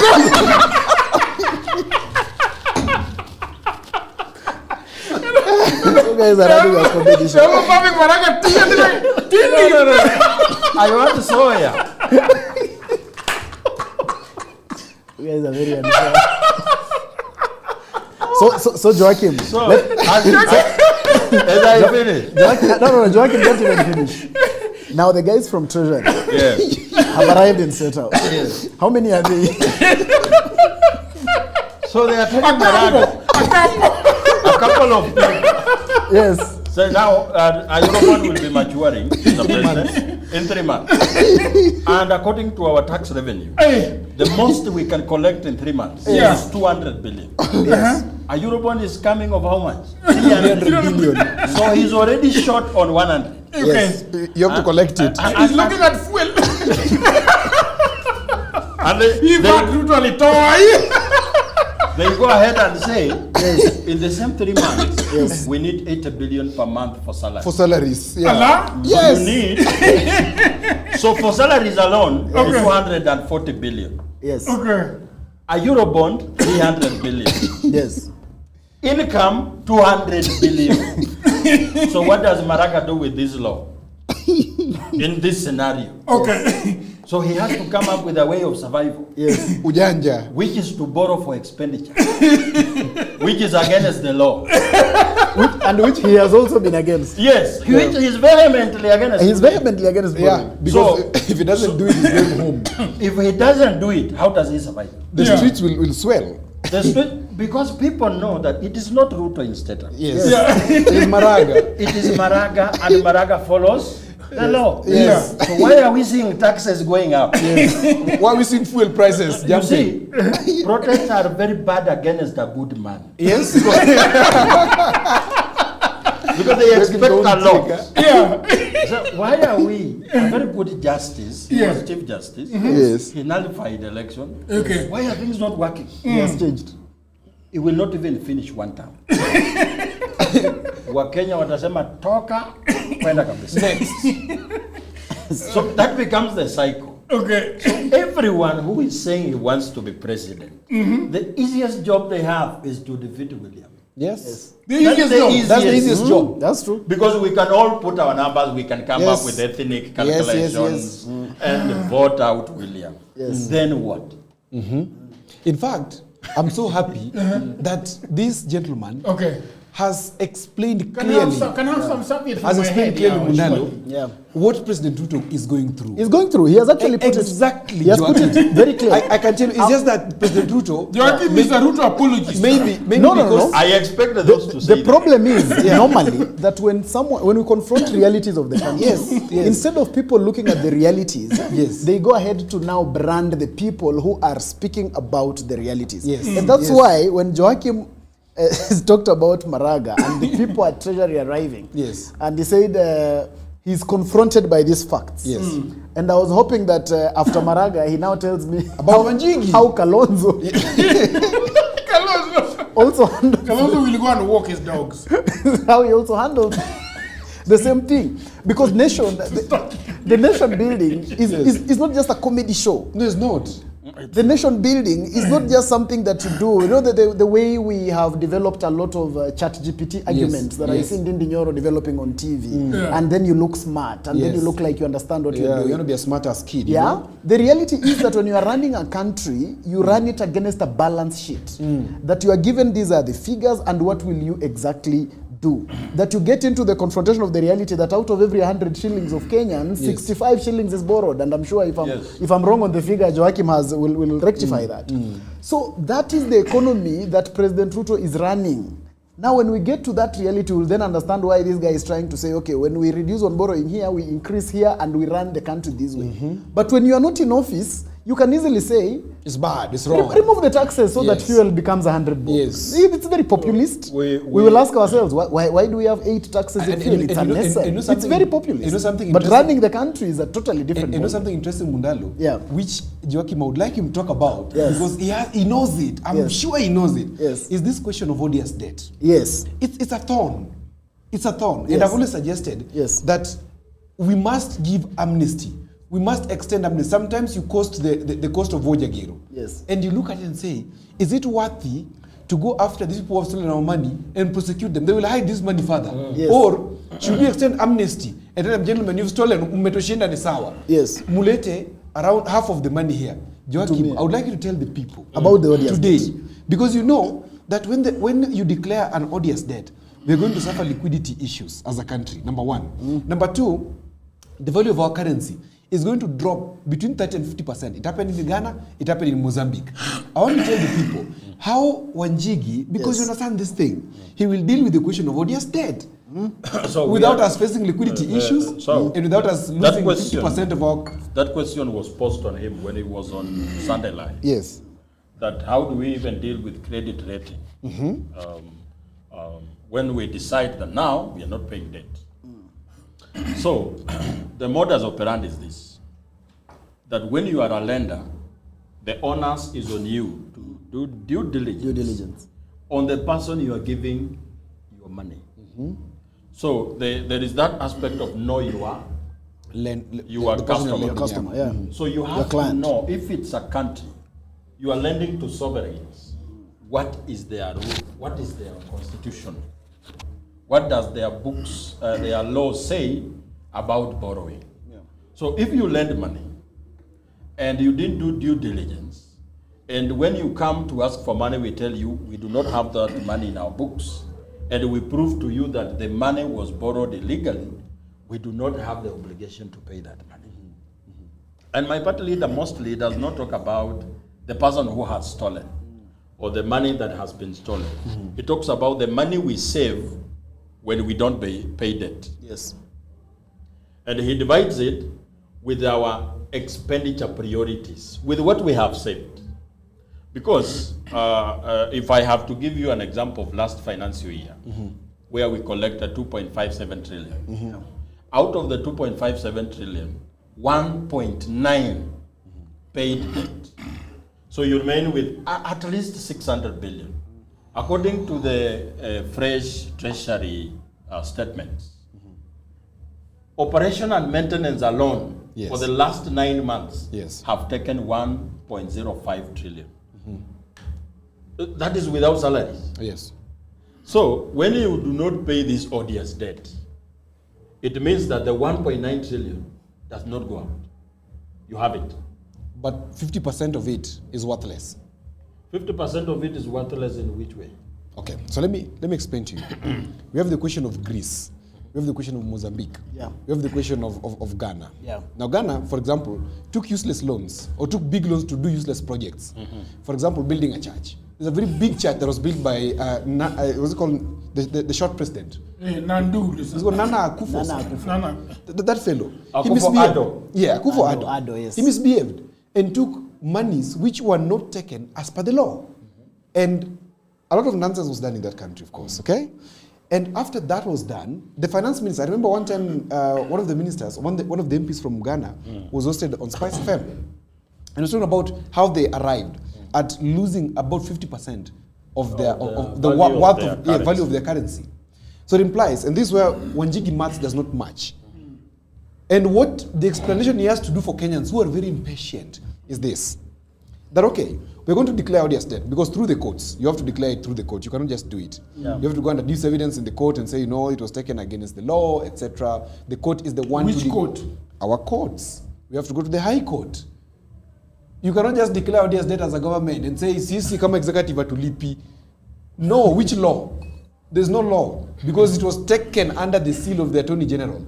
Who binds the government into? Do they really take it under the seal of the Yes, Attorney General? they do. They do, Jagero. They do. No. There is no deal that... They do. Let me tell you, in this country, and perhaps this is where we need to understand, anything that is legal to that extent must have the seal of the Attorney General. That's why the AG is one of the most powerful people in government, in cabinet, after the president and the deputy president, because there are a certain level of deals that their hand must do what? Must go into. So for it to be declared otherwise, you must go to where the sovereign discusses his rights and the values as a country, and that is the court. Now, we go to the court, and then we say, odious debt, fine, we have declared. Immediately, the lenders, those lenders that he is saying that should have done their due diligence, those guys are vicious. They know that this is what should happen, but they are lending against the law. Then they're in business, and their intention is not just money, by the way. The international market of finance, which Ruto, by the way, has been talking against and asking for fair lending infrastructure. You've seen him talk about it everywhere. That we cannot have better loans for France, but poor ones for Africa, where we are enchained. Now, what I'm saying in short is this, that we have gone and declared odious debt. Immediately, the same international market that we are saying should be cautious and check the books before they lend will say, blacklist them. When you're blacklisted, it means you cannot simply transact. Whatever money you are having loses its value immediately between 30 to 50%, which means a Kenyan, common Kenyan like me, who was having 200,000 in my bank account, it immediately becomes 100,000 of that money is useless. How does that happen? Because in my understanding of credit rating, you are only rated on credit if you are in need of borrowing. A person who is financially secure and is not borrowing from Fuliza, CRB has nothing to do with him. So credit rating, why do we borrow? Because that's where we go back to. It's because we have shortfalls in our budget. So when you are saving 2 trillion in a year, let's say for example, and it's able to take care of your expenditure, why do you need credit rating? So let me because you are not going there. So let me chime in. Of course, I'm not a financial analyst, but I'll tell you from the basic finance knowledge that I have, very basic, is this, and I think Mudalo, you can check very fast as I discuss this. Yeah. Is this Joachim? That Kenya does not exist in isolation. Kenya exists in the larger financial infrastructure of the world. Okay? France borrows, America borrows, China borrows. In fact, I understand as at last week or something, the global GDP, the global loan against GDP was higher than. So you're wondering, who has the globe borrowed money from? At remember pesa happy that now it is over indebted. Okay, so what happens is this credit listing, okay, is what then determines if you can access further loans. And I want to suggest, because it is not just okay for me to criticize without what? Without suggestions. Yeah. Now, immediately you say, sisi sasa atulipi hiyo kitu nimekwambia, the same institutions will say, now you're not getting any other loan. Now when they say you're not getting any other loan, it means you maintain the money you're having, but you're not transacting with the international market. You can be sanctioned. You cannot export anything. You are done. You're simply locked out of the international finance market. If they switch off the SWIFT code for you, for example, that's extreme, but if they do it, where are you going to work? It means you must turn to Syria. Remember, that fellow in Syria who was deposed, Yes.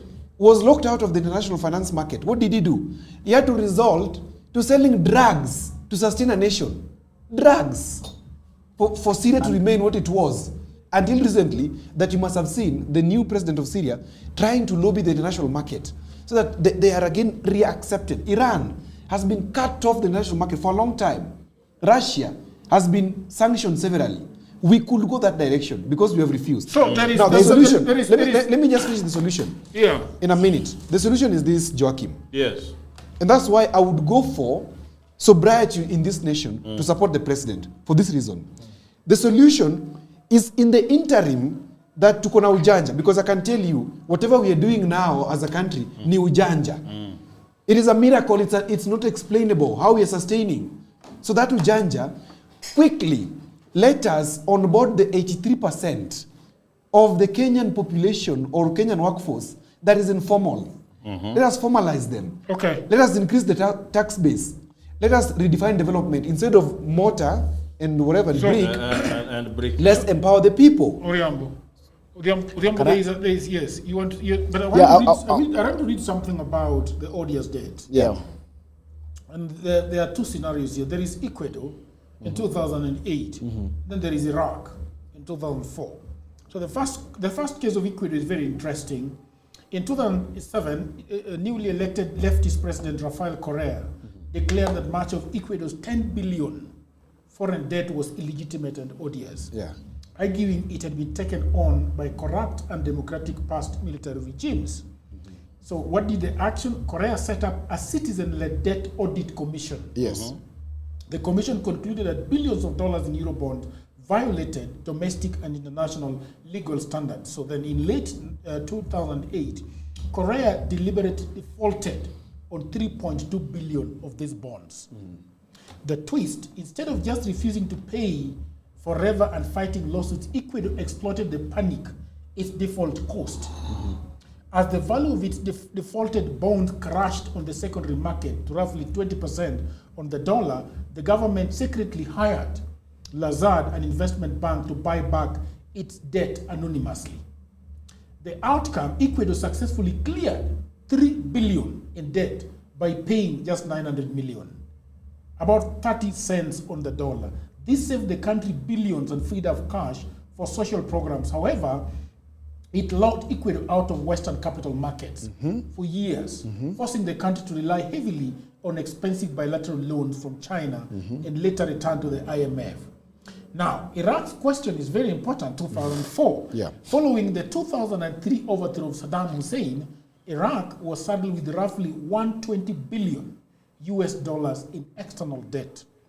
The new US-backed Iraqi government and the United States argued that this debt was classic odious debt, money used by a dictator to build palaces, buy weapons, and oppress the Iraqi people. The US itself actually decided to deal with that debt. The US government heavily lobbied international lenders to cancel Iraq's debt.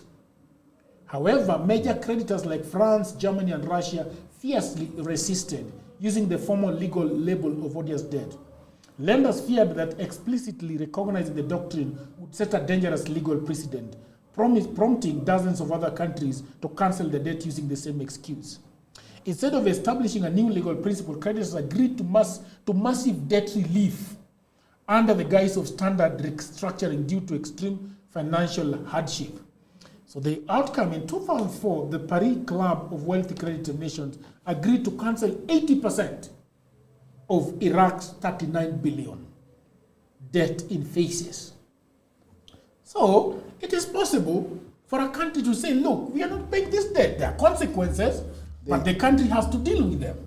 The point that I was saying is, do we have to go the hard way, or can we, in the interim, sort ourselves very fast to onboard at least the 83%, even just 50% of them, Jagero, and shoot up our revenue? I want to go to Mundalo.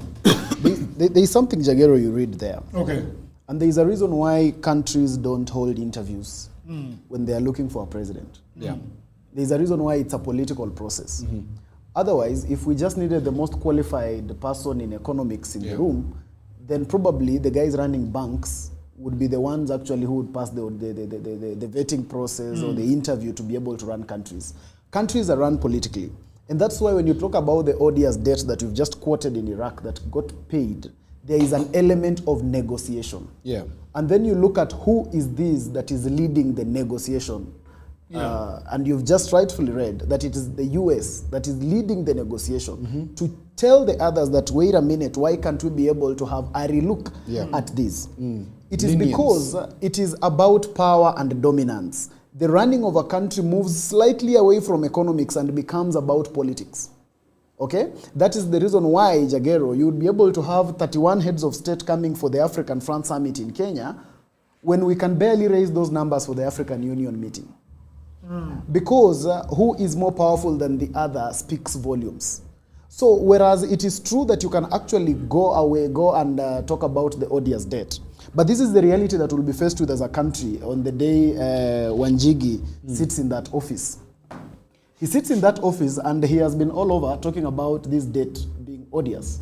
And he has been all over saying that the onus is on the people who gave the debt. So from the day he even gets sworn in, these people are almost automatic enemies. So they are already planning how to deal with him. And remember, we are a less powerful state. Now, by the time he's taking this thing, this is the true picture of the Kenyan situation. By the time now Wanjigi is taking this thing to our Kenyan courts, the people who were in office at that time, Joachim, who borrowed that money, are also still in the country. And they have, those ones who got away with some of that money, they have a lot of it somewhere. Then we are talking about our judiciary, that we cannot be able, me and you cannot face each other in the face and say they are 100% spotless. So then we are now faced with the question of corruption within judiciary. So we don't know what outcome is going to even come out of that. And two, we don't know how long this case is even going to be.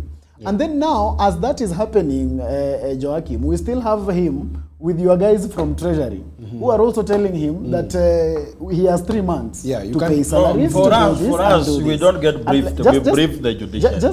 No. We brief the judiciary. No, Joachim. The modus operandi is that when you become president, you receive briefs. So it can't be different just because you are one. And JW wants to become dictator. Yeah, he wants to brief the judiciary. The modus operandi is that I'm just telling you that we are ahead of the game. We know that that brief will come. You get briefed by the security sector, you get briefed by everyone else. So that is the reality. So even him, he is now faced with the reality of the challenges that he needs to sort now. And at that, we also have young people who are outside there who have believed that when they have this guy, voila, unemployment stops. So jobs are going to be in plenty. So there is a question of impatience here. And then now there are people, there is a cabal of people with a lot of money who are outside here, who are also going to fund both the courts and protests. So in a very short time, you will be having a lot of protests in the country. Civic disobedience. And people saying, wait a minute, this guy promised us things that he cannot be able to do. And as they say, get out, you should remember, Jagero, that he would have already made enemies with the lenders who are controllers of the bigger states. Who are now we will not have the benefit of a US who is negotiating for us.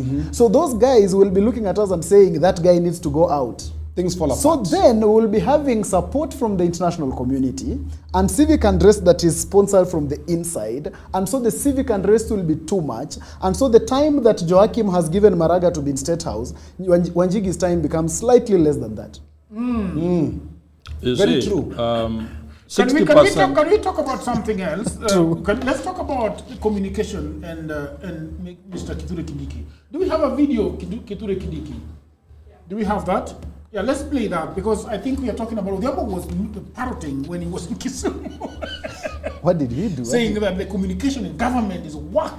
Very bad. I know that's true. And I was told by somebody today again in the morning that there are so many people who claim to be doing communication for the government. But are doing very little work. Let's dive in. Is it there? Yes, let's see. I see a situation where my brother Kindiki, a good professor, and he's a learned man, maybe he feels this was not his.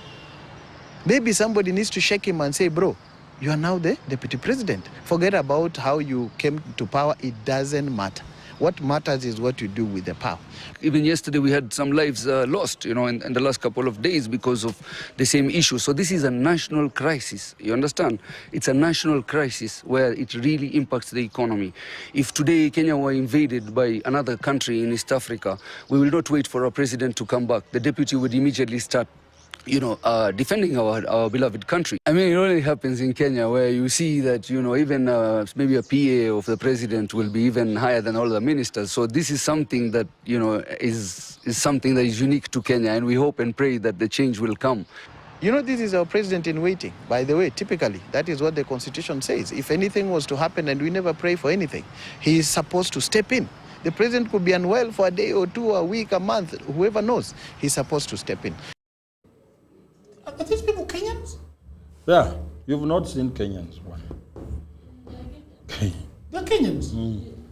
There's a person who looks like he comes from Chile.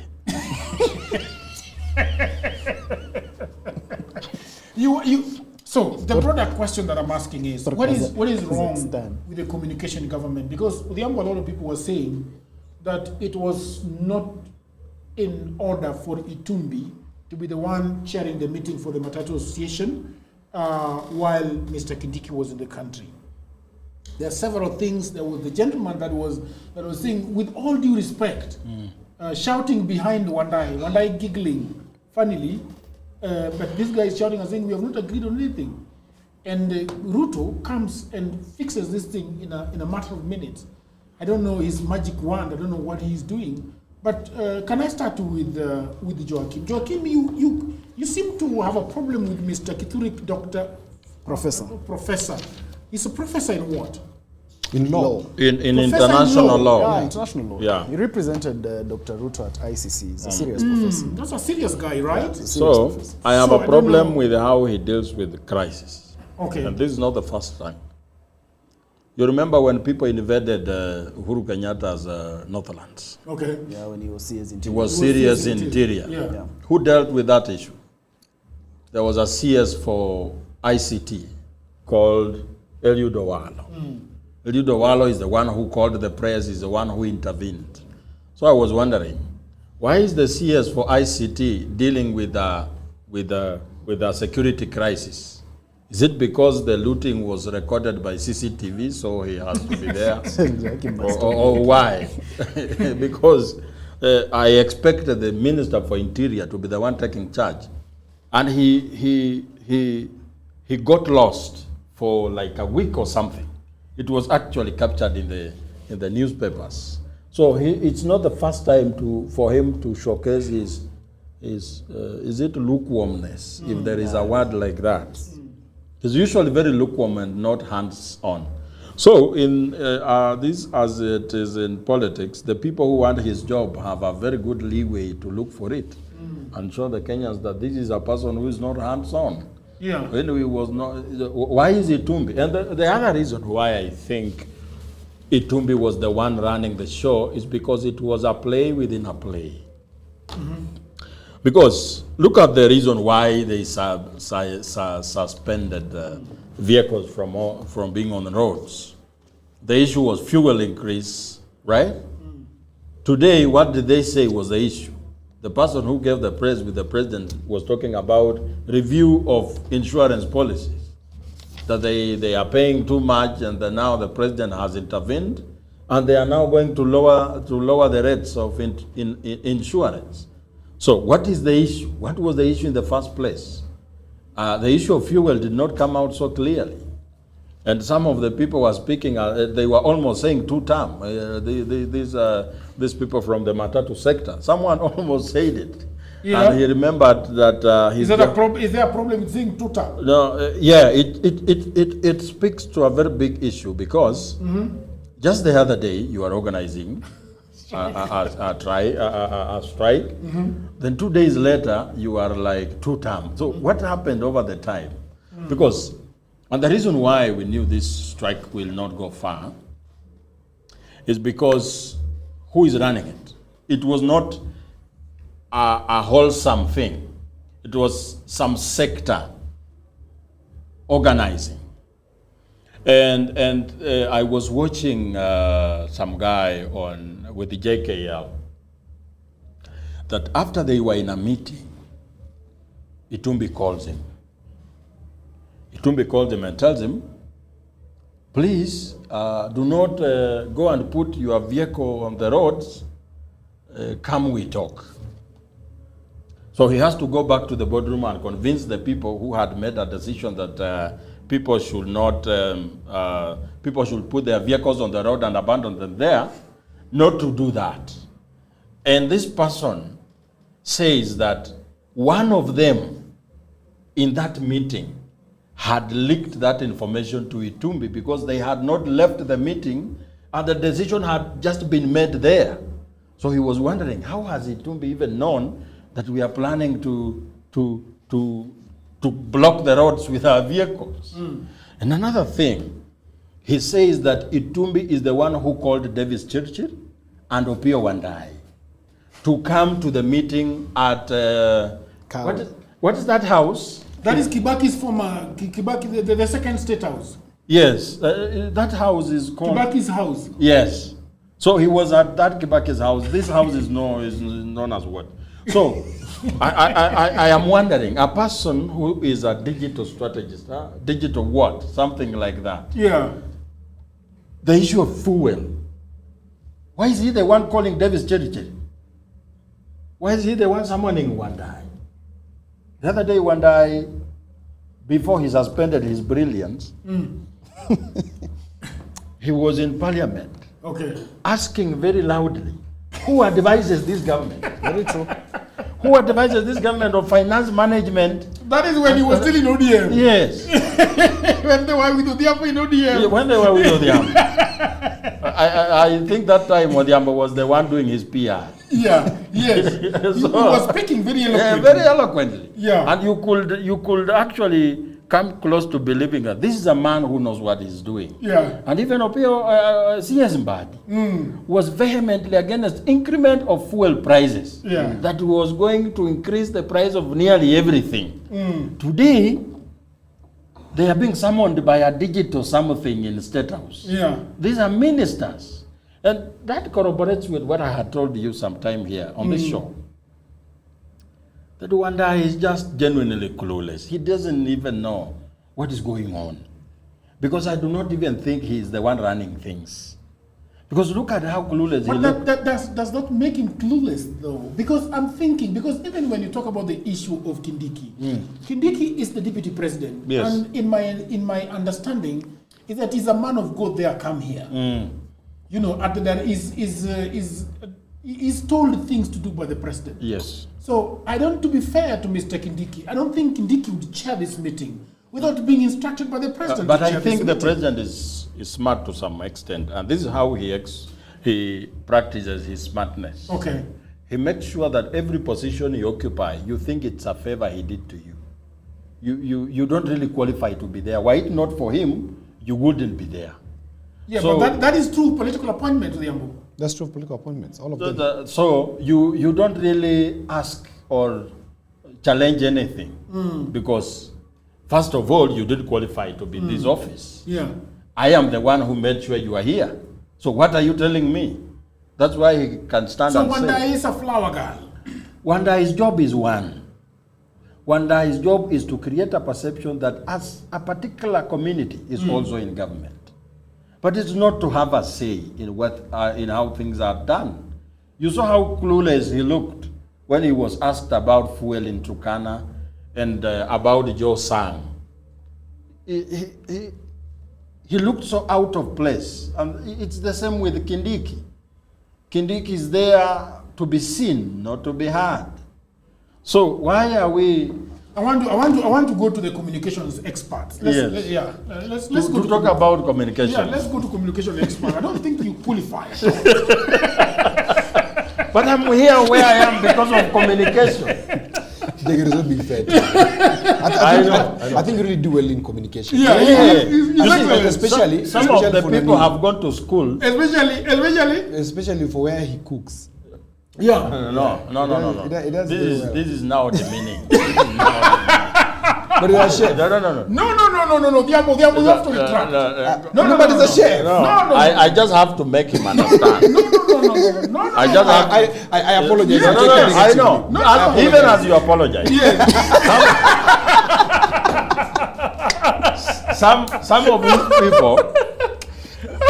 Some of these people have gone to school just to Like be, one die. just to be half what Like I a am. professor. Just to be. Half what I am. Some Yeah. people to be even half what I am. Yeah. They have to spend 10 years in school. Yeah. And What do you mean? Yeah, that I honestly agree. I'm asking. Yeah. What, Because what is it? even when we put you together with your king, Yeah. we're just neck and neck.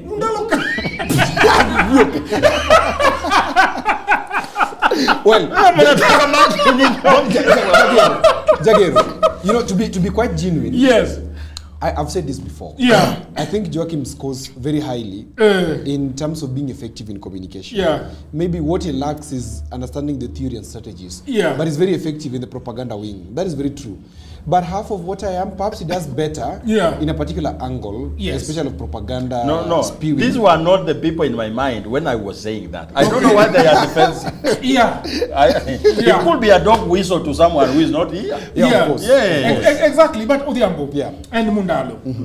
Let me say, I don't know who spoke last. Usually Mundalo spoke last. So I want to go back to Odhiambo. Odhiambo, there are issues here that you are saying that there is a problem with government communication. Contextualize it for me. What is going on? Because it appears to me, do you think that Ruto is a good communicator, especially when he's not communicating to the public? Because you've been very, you're very concerned about his public communication. But it appears that when you are left with Ruto in a room, he will always, unleash some magic on you, whether it is pepper magic. or it is just, this is Ruto, he's talking to you, you're gonna, so I don't know what is going on with the communication. Ruto is not allowing his people to speak. He's not, because why is Kindiki not chairing a meeting? I don't like the fact that people are, I think that at some point we really, there is a part that, what is the government, I didn't want to use the word blogger, Mr. Itumbi. Mr. Itumbi is demeaned a lot by the people that speak about him. People are loyal to the identity of Itumbi that was in yesteryears. I don't believe that the Itumbi who was helping Uhuru in digital communication is the same Itumbi today. I've always said this. Many people are loyal to the version of you that they met last. Okay. Or they're loyal to the version of you that they identified with as their subject or as their mentor. So in this case, there are people who view Itumbi and would want to degrade him and say he's just a blogger. Yeah. I've often said in communication, a blogger is anybody who writes their opinion online or who shares the opinion. Even you, once you start writing and you write consistently, you're a blogger. If you look at the definition of a blogger, that's basically what it is. Now, Itumbi has led communications before. Itumbi went to school properly. He went to Kenya Institute of Mass Communication. He's one of the stellar people from KMC who have landed in the State House. Now, something that must be clear to these people today and moving forward is the definition of a government, in the practical sense of a government. Okay. Jagero, today I want to share with you that a government is the president and the people he listens to. Not anything else. That is the government. That's the government. The president and the people he listens to. Or perhaps trust to? Trust and listen go the same. Go the same thing. Okay? So if Wanjigi and this friend of mine... And this fellow. No, this friend of mine is a gentleman. I will chase him out of State House when we win. Please don't chase me out of State House. I will chase him. So then you're cussing Is that yourself. You have a problem with winning and then you are talking. No, I don't need him to win. You know one thing. It kills people. I will extend the grace to him in the second term of President Ruto. No. I'm certain. I will extend grace to him. All right. And I will welcome him to Parliament in 2027. Buy him an iPhone 17. Yeah, I'll buy him. So no, I don't want an iPhone 17. Stop being salty against this guy, man. Anyway, the government is the president and the people he listens to. Now, there are people in the government. I've talked about the saints and sinners concept. that the people in the government who are in the sainthood. The sainthood are the people who sit in the inner sanctum of power, and these are the guys who then spread the gospel of the president. Okay. Some of them don't have a role, and most of them actually don't have a role. They are come here, go there. Now, come here, go there's in government are extremely powerful. Why? Because legally, they're not bound anywhere. But they're the ones who do the negotiation and the bidding on behalf of the president. In this case, it is just unfortunate or otherwise that the art and science of negotiation has not been taught to many of these ministers, and neither has it been taught to many of these negotiators. The messenger, in this book again that I'm reading, I have so many books that I'm going through lately. It's called He's got another one. Yeah, it's called The Art of Thinking Clearly by Rolf Dobelli. It talks about when you send somebody or when you want to send a message, the messenger is more important than the message. Yeah, that's true. The messenger, the person that is being that mwenye analeta hiyo ugali kwa meza. Mwenye analeta hiyo ujumbe Anaweza ana decide umuhimu kuiza. zaidi kushinda halmashauri ambayo imemtuma. Halmashauri ni The board, the team, Halmashauri, okay. the organization that has sent him. It's very important that you get a credible messenger. Now, is Itumbi suffering credibility issues in terms of being a messenger? Yes. Of course. Why? Is it because of his credibility or is it because of public perception? Okay. It's a public perception Okay. that has stuck from Uhuru's regime. He has tried to fight it, but he hasn't done proper work to shed off that skin.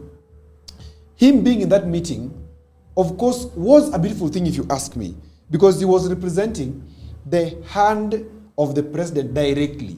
Some of these ministers I know will need to book an appointment with the president, if not see him at the cabinet, on the cabinet days. I know. Some of them are very lackluster. Even the president doesn't pick their calls. Well, that is not true. Well. That is not true. Your minister cannot call you and you refuse to pick the call. No, I know But the also minister because, who is crying now. But also because, like, I know that's Oparanya. Also because, it is true. Oparanya. Why is Oparanya crying? The problem with Oparanya. What does he want from Ruto? Bundles. And that's what I'm explaining to you. Oparanya, first of all, wanted to be given the treasury. That was his first negotiation. Okay. Ikakataliwa. Akaweka kwa Fuliza. That's how he calls it. Kwa nyota. Akaweka kwa Fuliza. Fuliza ni gani? The cooperatives ministry. He calls it Fuliza. Oparanya is too big than the cabinet because Oparanya sees working at Ruto as small people. I think Oparanya used to be a governor. Yes, he was. Yes, First, he was a 10 years. minister. He has been a minister. He's not a small man. He's a minister for planning. Yeah. Oparanya in the early 2000s, right? Oparanya does not see Ruto. Was part of Vision 2030. He does not see Ruto and respect him as a leader. Okay. He really despises President Ruto. That is the fact. And he's one of those ministers that need to be shown the door early enough. Because Oparanya, instead of talking in the same language as the president, he goes out to say, it is very difficult to campaign for President Ruto. Then why do you have the ministry? Get out. Let's get somebody else inside. Hiyo ni game ya Ruto. No, it's not game ya Ruto. You must understand that in government communication, especially cabinet communication, there's somebody called secretary to the cabinet. Anaitwa Masi Wanjau right now.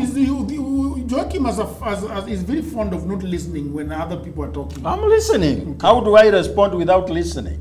That's why And perhaps I your respond. responses are a bit... text your girlfriend. There's I have 8 of them. There's Masi Wanjau. That any official communication within the cabinet happens through Masi Wanjau. Okay? Because you must present it in a paper somewhere so that it is filed and tabled before the cabinet. Okay. There's the head of civil service, who is Felix Koskei, who maybe you've seen or have not seen, holds meetings online even with people you don't imagine he can hold meetings with. So there's that level of openness, but there are those who will definitely be dissatisfied. Be that as it may. Be that as it may. There are those people within government and within cabinet who understand that they have a personal relationship with the president. The president can pick their calls. Okay? The president can call them because they have a friendship beyond work. Sasa. Now, that underscored Jagero. What is the structure of communication within the state today? Okay. Unlike Uhuru's regime, we had something called the Presidential Strategic Communication Unit. Today, we have something called the Presidential Communication Service, led by State House spokesperson Hussein Mohammed. Okay? This unit is the mouthpiece of the president, handling his daily engagements, speeches, and digital footprint. Okay. This unit replaced the PSCU, Yamano ICPSU. Then we have another directorate again, the Office of the Government Spokesperson, that's led by Senator Dr. Isaac Mwaura. Total letdown. Total. Semana spokes. Total. Bonga nakava. That one cannot do anything. That one is a letdown. In fact, Jagiro, in any case, if Ruto wants to help himself, the only person who needs to engineer very fast is the government spokesperson. I want you to contrast this guy to Mutua, the minister, when he was the government spokesperson. Every Thursday, journalists from across media houses would wait for the spokesperson's address. The government's I remember it. Do you remember it? I remember it. Yes. Even if he was saying, yes. Is it the one who came up with that Of course. thing? He's the one who came up with it. You know, he's a doctor in communications, as well as Mwaura. But Mwaura is a doctor in communication. Which one? A doctorate. He has a doctorate degree in communication as well. Why is he struggling? Now, the challenge with Mwaura, he's not proactive. Mwaura is not charming. That office requires some level of charm. Communication is not just about writing speeches. It talks like an echo chamber. Okay? Ati kuna minister aliongea jana. Press invite. Isaac Mwaura will be addressing the media. When the people go there, he's talking about what the minister talked about. Yes. That shows the level of inefficiency. You saw the confusion around the seal of government. Yes. Who was the seal of government? Today he says it is with the head of public service. He miscommunicates throughout. Tomorrow. Okay? And it's very lackluster. Yes, and does not inspire confidence of the media. Just like in parliament, you need to inspire confidence of the majority members. Even in communication, you have to inspire confidence of the media. Isaac Mwaura doesn't have it. He will never have it. Even if he goes to school again, he will never have it. Okay? If President Ruto wants to help himself early enough, let him bring Joe Ageyo from NTV to be his spokesperson. Let him bring somebody credible like Jeff Koinange maybe or him.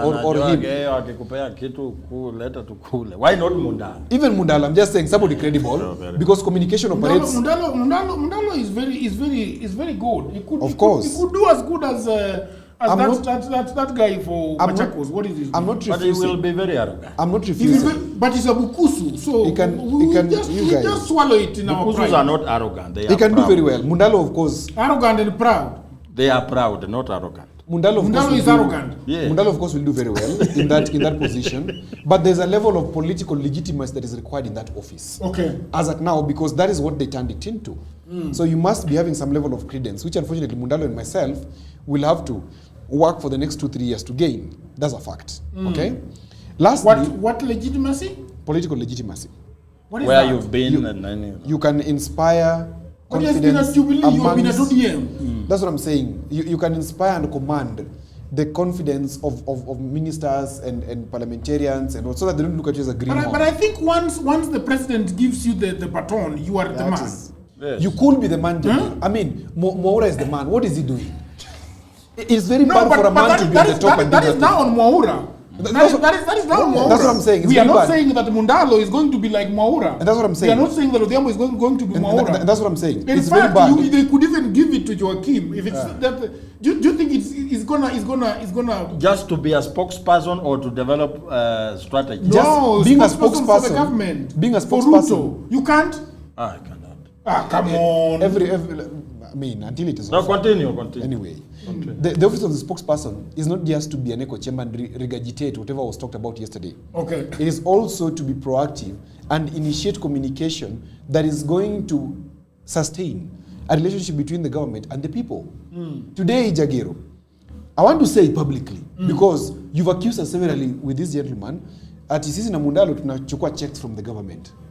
I want to say here publicly. Well, I think so. I want to say here publicly. Why would you be fighting? I want to say here publicly. And where do you get? Why do you I want to say here publicly. Checks from government? Let me say it. Stop heckling. Who is heckling? This guy. Stop heckling. I want to say here publicly again. Okay. That in the fashion of proper government communication, proxies and surrogates who are good at their trade, like myself and Mundalo, by now, if the office of the spokesperson was sober, Yeah. would have picked that there are guys here who are helping us in some way, even if it's not absolute. No, they fear you. Can we just wait? Stop heckling. But they fear you. Why are Can- they? can- Why would they fear them? Because he will do a better job and the other one will have to go home. It's simple arithmetic. So well, I mean, but it's not our intention. Your heckling is not helpful, but it is. Anyway, so what I was saying is this. If that office was effective, the proxies and surrogates of government, okay, will today be properly taken care of. We have tried to talk on behalf of this regime, I can tell you. But there is no office in the regime that has ever picked and said, by the way kuna Kaudiamo pale, by the way kuna nani Mundalo pale, anaendaka kwa studio anaongea maneno yetu. None. We are doing it purely Jagero, out of goodwill that we have for this government and the state. Lastly, there's the cabinet secretaries and the digital proxies. Goodwill does not put food on the table, bro. Exactly. How do you pay rent in Lavington with goodwill? Yes. Yeah, he asked me a very He's so dishonest. He asked me a very good question. I started staying in Lavington before. But he earns $1 million from somewhere, I know. Don't Stop be heckling. stupid. Don't be stupid. Stop heckling. No, he's a man of his own means. Of course, that's what I wanted to say. Yes. You cannot live in Lavington when you're earning 10,000 shillings. Yeah. It's a fact. And I've started living in Lavington before, and Mundaro lives in Lavington. At the age of 19. No, I was in Kisumu then. I started living around Lavington in 2021, okay?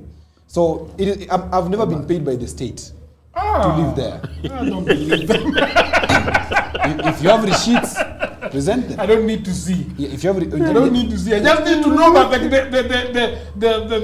the state has as many gates. It is, look, it's my friend Odowidi who knows how to get to those gates. Me, I don't know. He's never taken me there. Did you realize that for us we only see 2 gates? Going to say, but how many? Get D. Where is Get D? I'm told even the man who wants power goes to Get D. Get D is in Caledonia. Caledonia is where? Caledonia is that place where Uhuru stays. That is state between Citizen and. That gate is called Gate D. Yeah, that's Gate D. But the one where there are the officers that. Gate A. That's Gate A where the cabinet secretary, the chief of defense forces. But how can you go to A to D? Where are the others? Where is C and they're all over. B and C? They're all over. Gate B is this side of Radisson Blue. Oh, I see. Yeah. Oh, okay. So you know so get so yeah, but of course, I mean, but I've never heard from them. How do you know they get so well? So I saw some people very angry. They were very angry. I want to go to Mundalo. I have to go to Mundalo to Madam. Do you know? Can you imagine if you're but your king is the only one who speaks to us. He echoes me. No, I ignite the fire. I have to go to Mundalo and talk about the issue of Kindiki and Mundalo. You know, this audience does not love. They don't love turn taking. They want noise. This audience. They don't love. Try turn taking and you will see.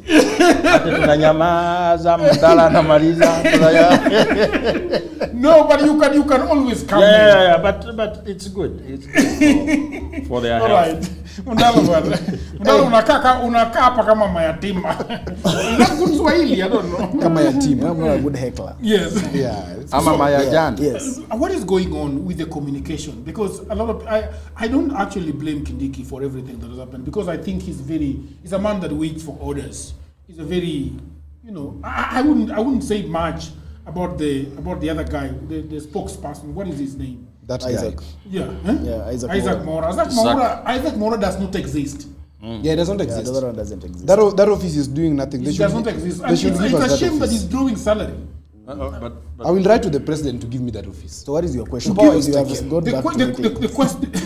Isaac will We don't like that. We don't love that. Isaac will kill him. No, he's watching. He's watching. Can't scare me. He needs to go home. Surely. I want to talk about communication. Yes. What is this government? We have Itumbi that is apparently chairing meetings. Wandai is giggling around there. And we have the guy shouting behind Wandai telling him, with all due respect. With all due respect. With all due respect, And then Ruto just into the country and suddenly he's fixing these issues and he comes out with these guys and all these guys are shouting tuta in a press conference. Yeah. I think first of all, Jagero, we have to understand that public service is about responsiveness and availability. So when you end up and Safina Party, for instance, forms government, the person who people know most might end up being Joachim. And the person that people can reach most ends up being the same Joachim. Therefore, it is highly likely that in that government, when people have a problem of whatever magnitude and whatever nature, they are going to reach out to the person who is more reachable. Now, that is the place that Dennis Itumbi actually is. That's why I do not fault Dennis Itumbi. Why? Because you are a gentleman who is in government, and there is a crisis that is befalling the country, and those people have reached out to you as a responsible public servant who has the interests of the state. You must be able to try and start offering a solution. And I think that's exactly what Dennis Itumbi does. And that does not make him wrong. Okay. The assumption that he chaired the meeting is also meant to put him in bad light. Because just because there was a video and he was speaking does not make him chair of the meeting. Okay. Because this is just... So we don't know who chaired the meeting. We don't know who chaired the meeting, and if we want to be fair to ourselves, we know that definitely it would not be Itumbi when cabinet secretaries were there. And we can't fault a man for calling cabinet secretaries to solve a problem. If anything, they were supposed to be called by somebody if they were not being responsive, because it's about responsiveness. So if you're not being responsive, even your clerk will call you out to be responsive. So I do not fault him to that extent. But the people that I would fault in the problem of the fuel that we had is number one, Opio Andai. Because Opio Andai has a problem understanding crisis communication. Doesn't know. Yeah? Because in crisis, when you are faced with a crisis, Jagero, the first person you must look for is a communicator. A person who is a communication specialist to first of all help you frame messaging. Because in times of crisis, it's not about facts. Facts alone do not help, and that's why Mbadi was spewing facts, but he was still getting backlash. But if you check inside what he was saying, they are actually the facts. Because you cannot argue with the fact that there is actually a war. That is a fact. But you see, in times of a crisis, you need to know how to say it. Now, Opio Andai gets it even worse because he does not inspire public confidence even by demeanor alone. Because when you are meeting, you are facing people in times of a crisis, your demeanor speaks a lot. Yes. So he comes looking lackluster, looking like he does not understand what's happening, looking rained on. So and that is why... It looks rained on. Yeah, and that's why, Jagero, it was very, very easy for that gentleman to say whatever he said. Because they lacked authority in that room. They would not feel the atmosphere. You know, there's an atmosphere of power. Yeah. They didn't see it. So that atmosphere was like... One does not keep eye contact. Yeah, and that's why... You look at him, Jagero, and that's why you look at the CS of transport. He's least blamed, mostly because he's least available. So sometimes also the blame goes to the person who is highly visible, who is highly available. Now this guy, Wandai, look at even his interview with Yvonne Okwara. How many times did you see him look straight? Doesn't. At both the camera and Yvonne. When you speak like that, people rarely want to believe what you want to say. People want people who are bold, they can have the confidence in what they are saying. Yeah. That's why when Joachim spews his propaganda here, there are people who are going to believe it just because of the presentation. Yeah. So, Nani fails... He's calling what I say propaganda. So, Opio Andai. This person is discrediting what I say. Opio Andai. But you also say it's the same with them. Exactly. So Opio Andai fails a lot on that. And now, Jagero, that is the gap that the president comes and fills in very heavily. Because the president comes, and first of all, he is able to inspire confidence both in the sector and in the public, the president. So when he comes out to speak about this issue, first of all, he speaks them with confidence, with a tone of reassurance, and then he meets the demands and the wishes of the public, of the transport people, more than they would have bargained for, because they went there with a fuel problem. But they came out with about 4 things. They came out with a banking solution. They came out with an insurance. That's what Ruto was telling Yeah, they came out with an insurance solution. They came up with what is this that The graffiti thing. the graffiti thing. They came up with that solution as well. They came up What with about graffiti? there was a ban. There was on a ban graffiti. on graffiti. Watu on wachore tattoos. mavitu kwa matatu. Yeah, Eh, they came. Ile mademoni wanachora kwa Yes, they come up with that. They were win. told they can chora na They also they can go ahead. They also come out with the win that says, you know what? You see, there's this aspect of guys with loans kuchotwa kila saa with the with the banks and whatever. Those guys who go to collect those cars, what is their name? Auctioneers. The auctioneers. Yes. They come out with a solution about how we are going to deal with auctioneers. Yeah. And they also come out with a promise that, you know what, the first 100,000 vehicles that are electric can be able to be imported. There is one thing there. the first 100,000 vehicles that are electric can be imported duty-free. Those are almost 5 wins that these guys did not expect. And that's what you do when you're dealing with a crisis. Exactly. There's something that you don't realize there, Jagero. The president does not reduce the price of fuel. But everyone is very happy. Because crisis sometimes is just not about the problem that is being pointed at. It's about navigating can cover it. other problems. It's that about are covered navigating down, because dust and sometimes bring them to the table. not necessarily. It is about because sometimes it's about meeting the facts. So when you confront the facts on fuel, and these guys have, I'm sure when they go to that state house, they confronted the facts and also saw reason. And then he introduces these other things. That is why it's called a negotiation. And the president does that very well. What I totally disagree with is that when the president does that very well, we say that those who did not do it very well did not do it well because they were not allowed to do that. No, they were just incompetent. Because we can't be able to say... You are saying that everything that the president put on the table, they could as well have put They could have put on the table. We can't say, Jagero, that the president did not make Wandai, that it was because of the president. That's why Wandai did not have a solution. We can't be able to start saying that the president... We can't reduce Opio's problems to a community and say, you know, it is this guy is just here to represent the community. But you see, okay, fine, but you are here. And you're having a meeting with these guys, and the press is here. How does the president from Kazakhstan block your brain from functioning to be able to provide a solution to these people? Yeah. So there, it is just a question of we must meet incompetence in its face. We must not be able to dress it in some fashion. And that's why we have lessons that we must learn, Jagero. The lessons that Joachim was speaking about. That what did Mbadi say when he was outside government? What did Opio and I say when he was outside government? So that politicians must learn to understand that you don't just push the country to the cliff because you don't have the burden of responsibility. Yeah. Because when they didn't have the burden of responsibility, they always made it look like the ones in the office are clueless. The same Opio and I that we are castigating today was the one who kept telling us that who advises this government. Those are words that he said. The same body kept telling us that no, fuel prices cannot be that. There is a solution. He was actually saying the things Ndindi is saying today. Yeah. So it teaches politicians and leaders that, you know what, don't just hate governments and push countries to the cliff because of your own political expediency. Sometimes we must get to a place where the country becomes bigger than all of us and we can sit down and understand that this is actually a crisis. It is the reason why Raila Odinga did not take advantage of COVID. Raila Odinga did not come out and start saying that COVID is here because of President Uhuru Kenyatta. No, but he was able to say that this is a crisis that we have as a country. Now, these guys were used to saying things against the people just because they are in office. Now, the crisis is at their doorstep. And you looked at the demeanor that Opio and I had. I asked myself, what if Opio was president during the Gen Z uprising? If that is the demeanor that he had with a one-day protest on fuel. So in fact, Mundalo, I look at when Opio Wandai, Joho, and who else, and Mbadi were appointed as ministers. Yes. Specifically, Opio Wandai and Mbadi, I laughed.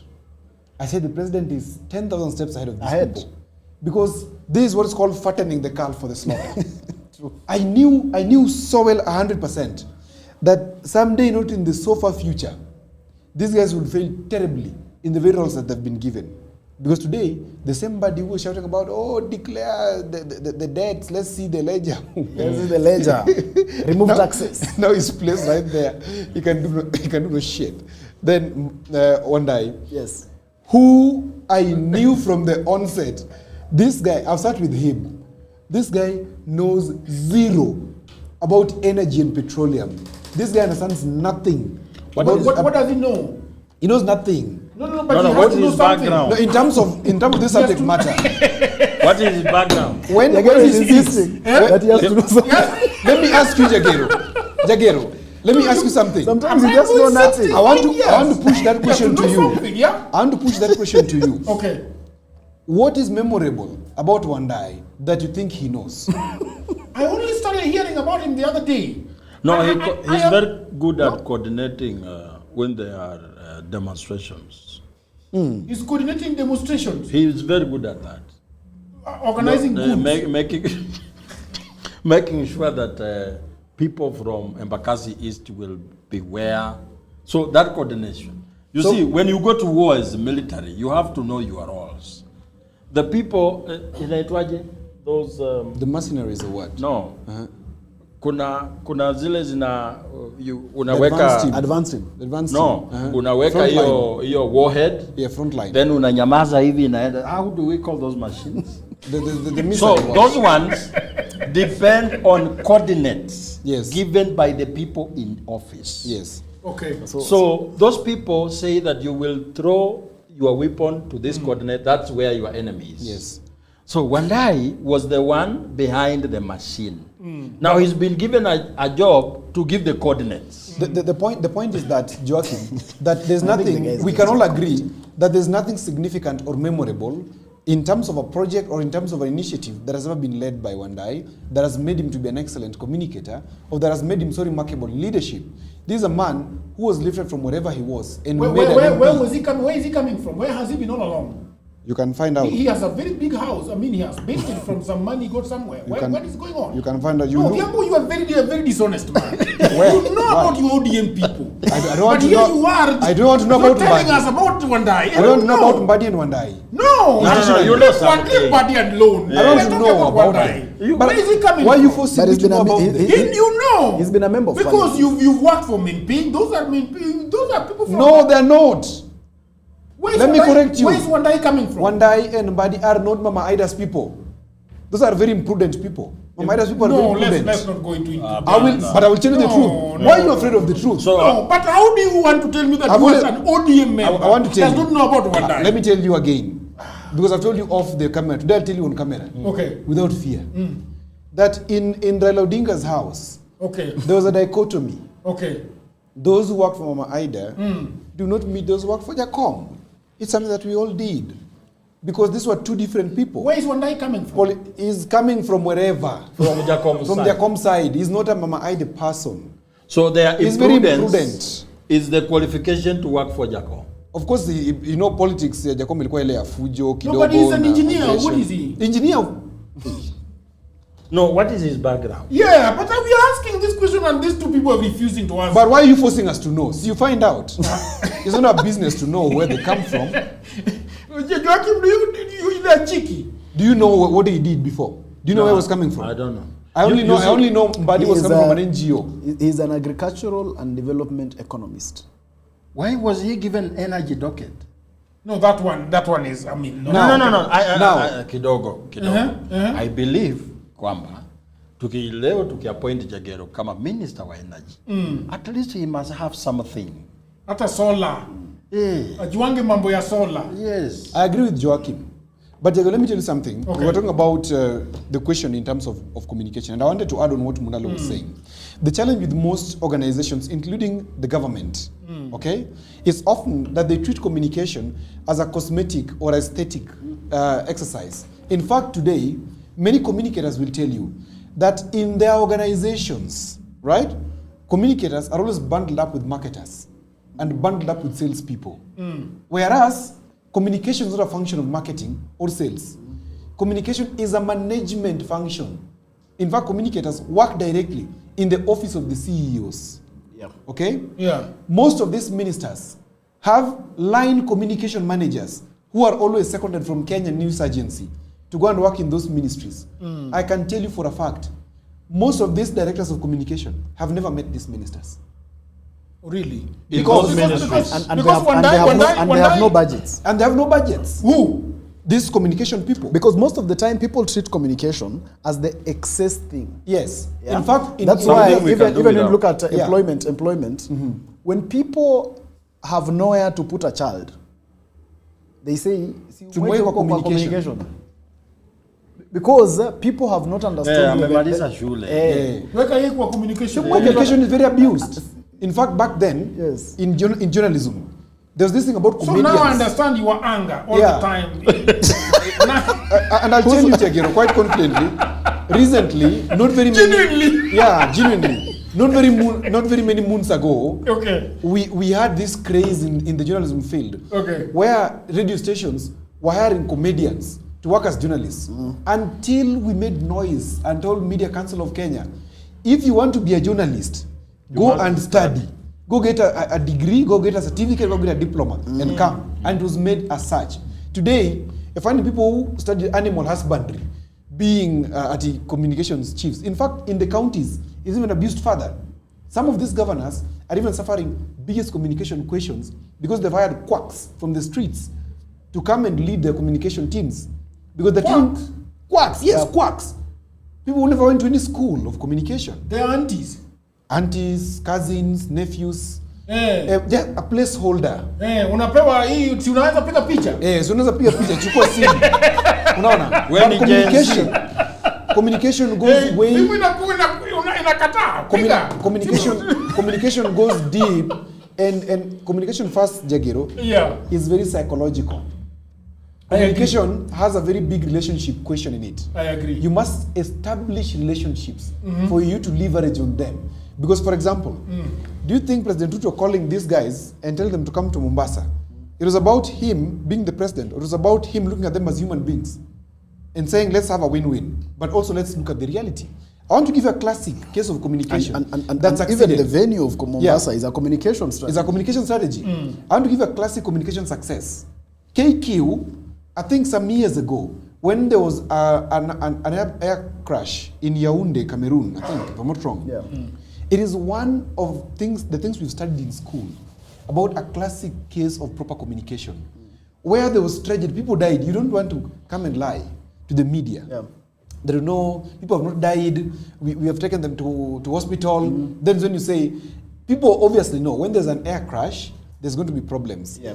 KQ, I think Gina Dean is the one who did it. Yeah. They got the best communicators, they established therapy, whatever, desks, they established counseling desks, they established compensation procedures that were clear. And anybody who lost their relative or loved one in that accident in Cameroon, to date can tell you KQ succeeded in the way they communicated. The challenge, Agero, is that most of these people in power, including people like Wandai, think that communication is a PR exercise. And they've branded PR very badly. Lies. As lies. Yeah.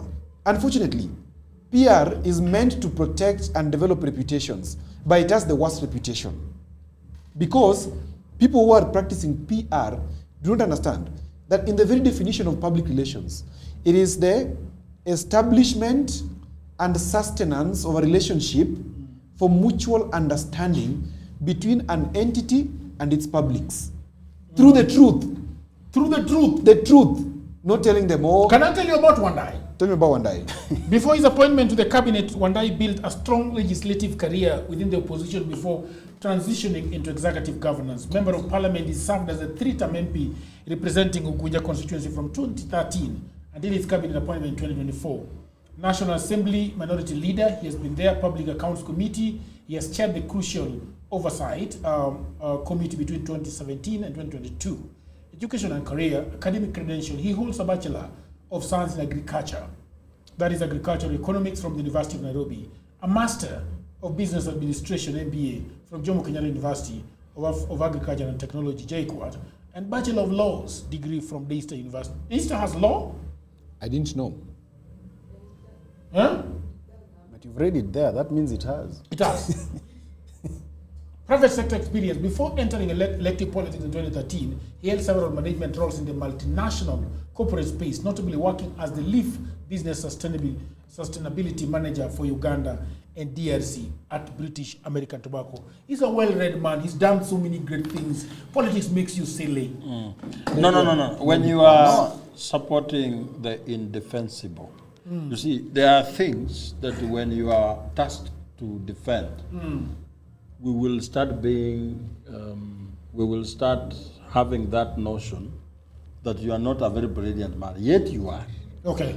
And again, when you are defending something you are not truly invested in, you have some level of shyness of defending it. That's what even Linda Ground is facing. They do not want to come out truly and say two-term because they are afraid of how we will see them. They are not very confident.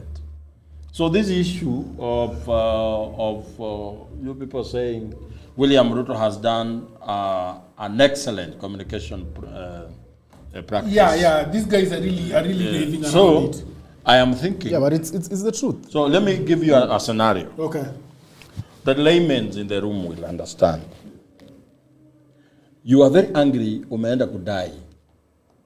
You've done your job, and you've not been paid. So you're very angry, you are going to demand your money. Then when you get into the room, the person who owes you money says, oh, welcome, welcome. Hiyo kiatu inakutosha kweli? He has not even talked about your money. He tells his assistant, bunilete hiyo leather shoes. He gives you shoes. They give you a very good meal. Then they tell you, pesa kuna, lakini tutaangalia. So already you have been Lavished with goodies. you have been disarmed. The anger you came with is no longer there. William Ruto understands the problem of these people in the matatu sector.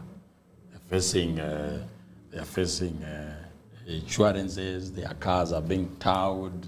So, and because we cannot really say we are going to reduce fuel, you deal with what can be done today.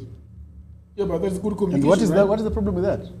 I'm not saying there is any problem. Did I start by saying that's a problem? Joachim has done a very good job in painting the president very well, and then he is now disappointed with it. Because he thought that example is supposed to be a bad example. No.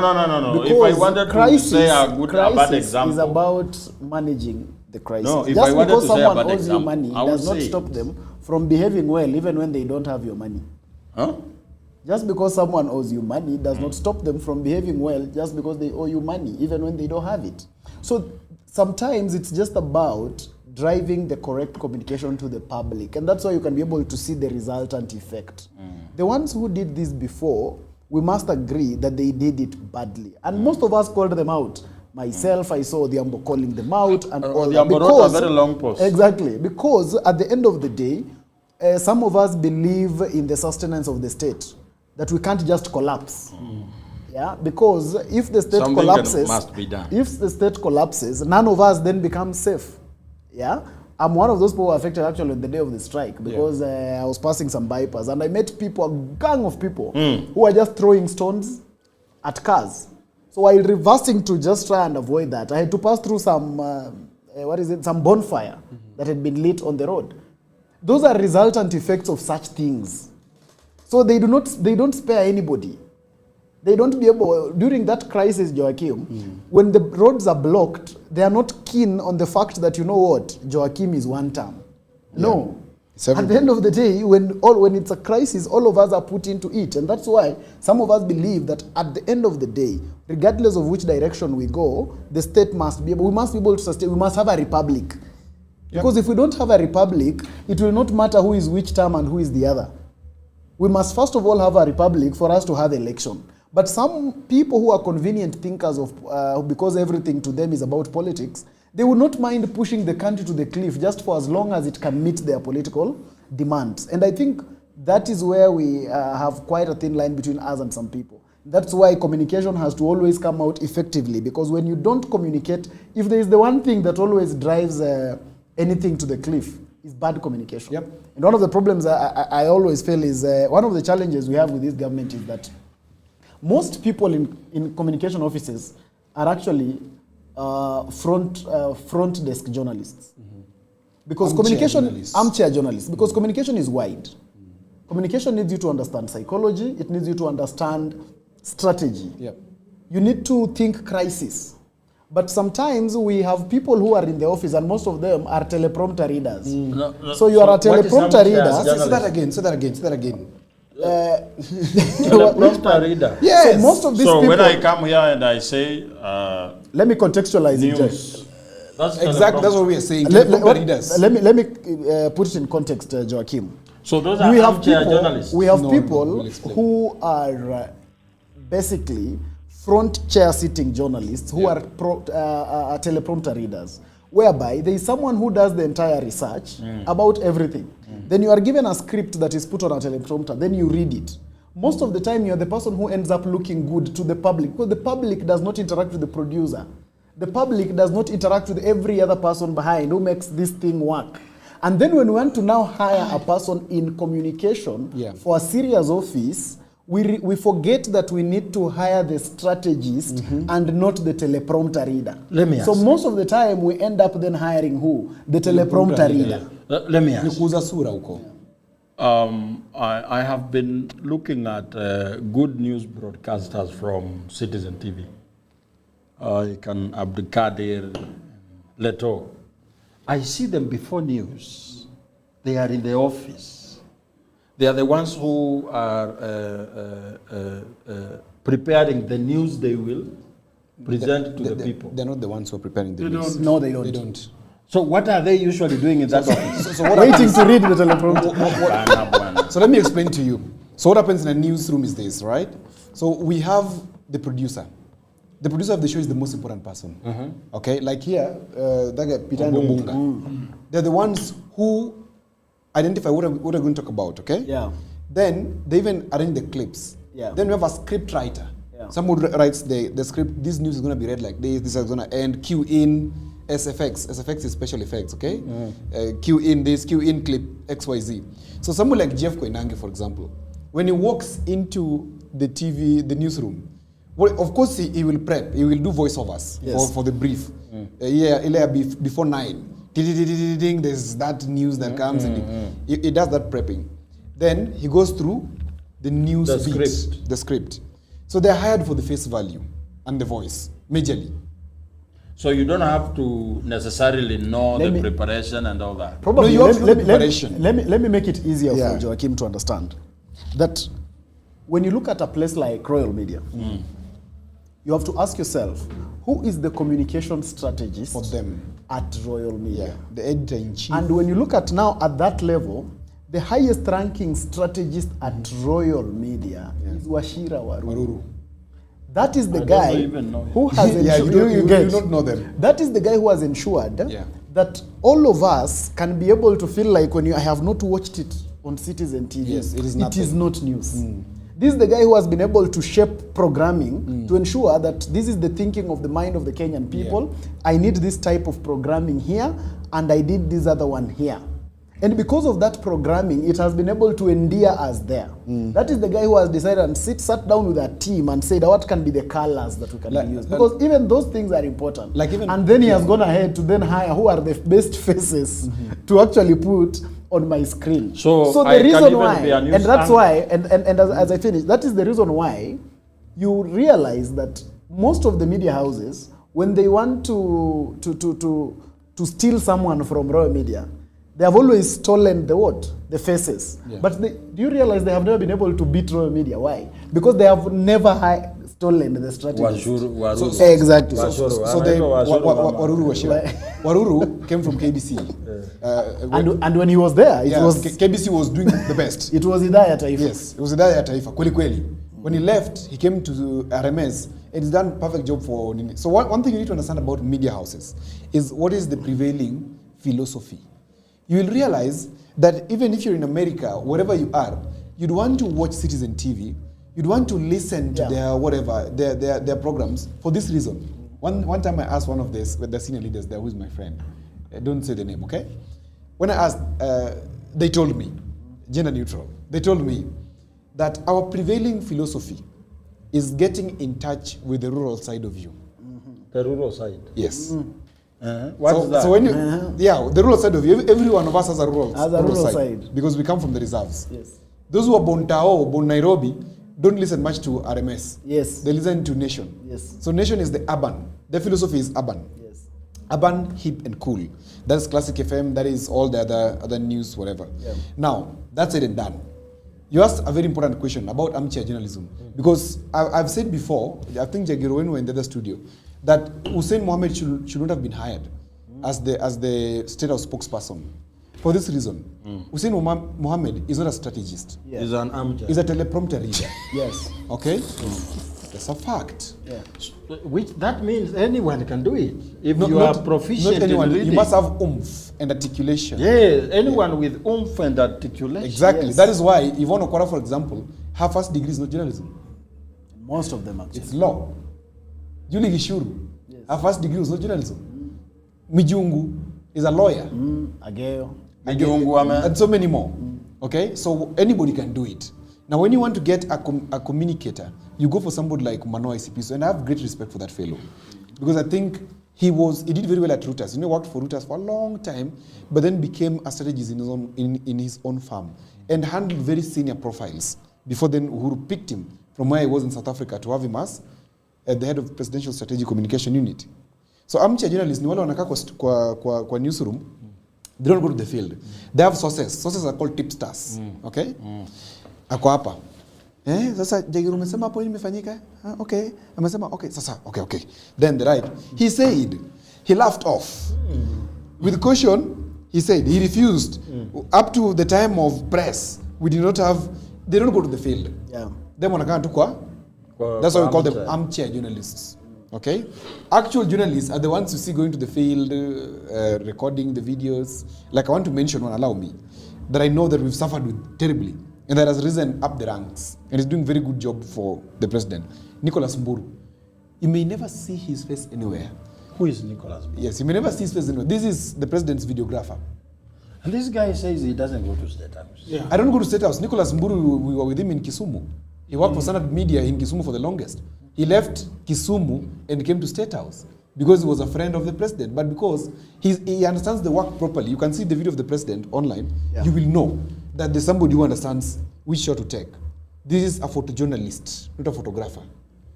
This is somebody who knows which angle will make the president look good.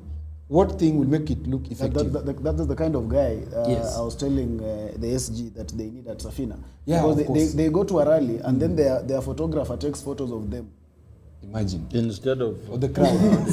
of themselves. Of themselves. The SG. So the SG and the party leader, all the photos are about them.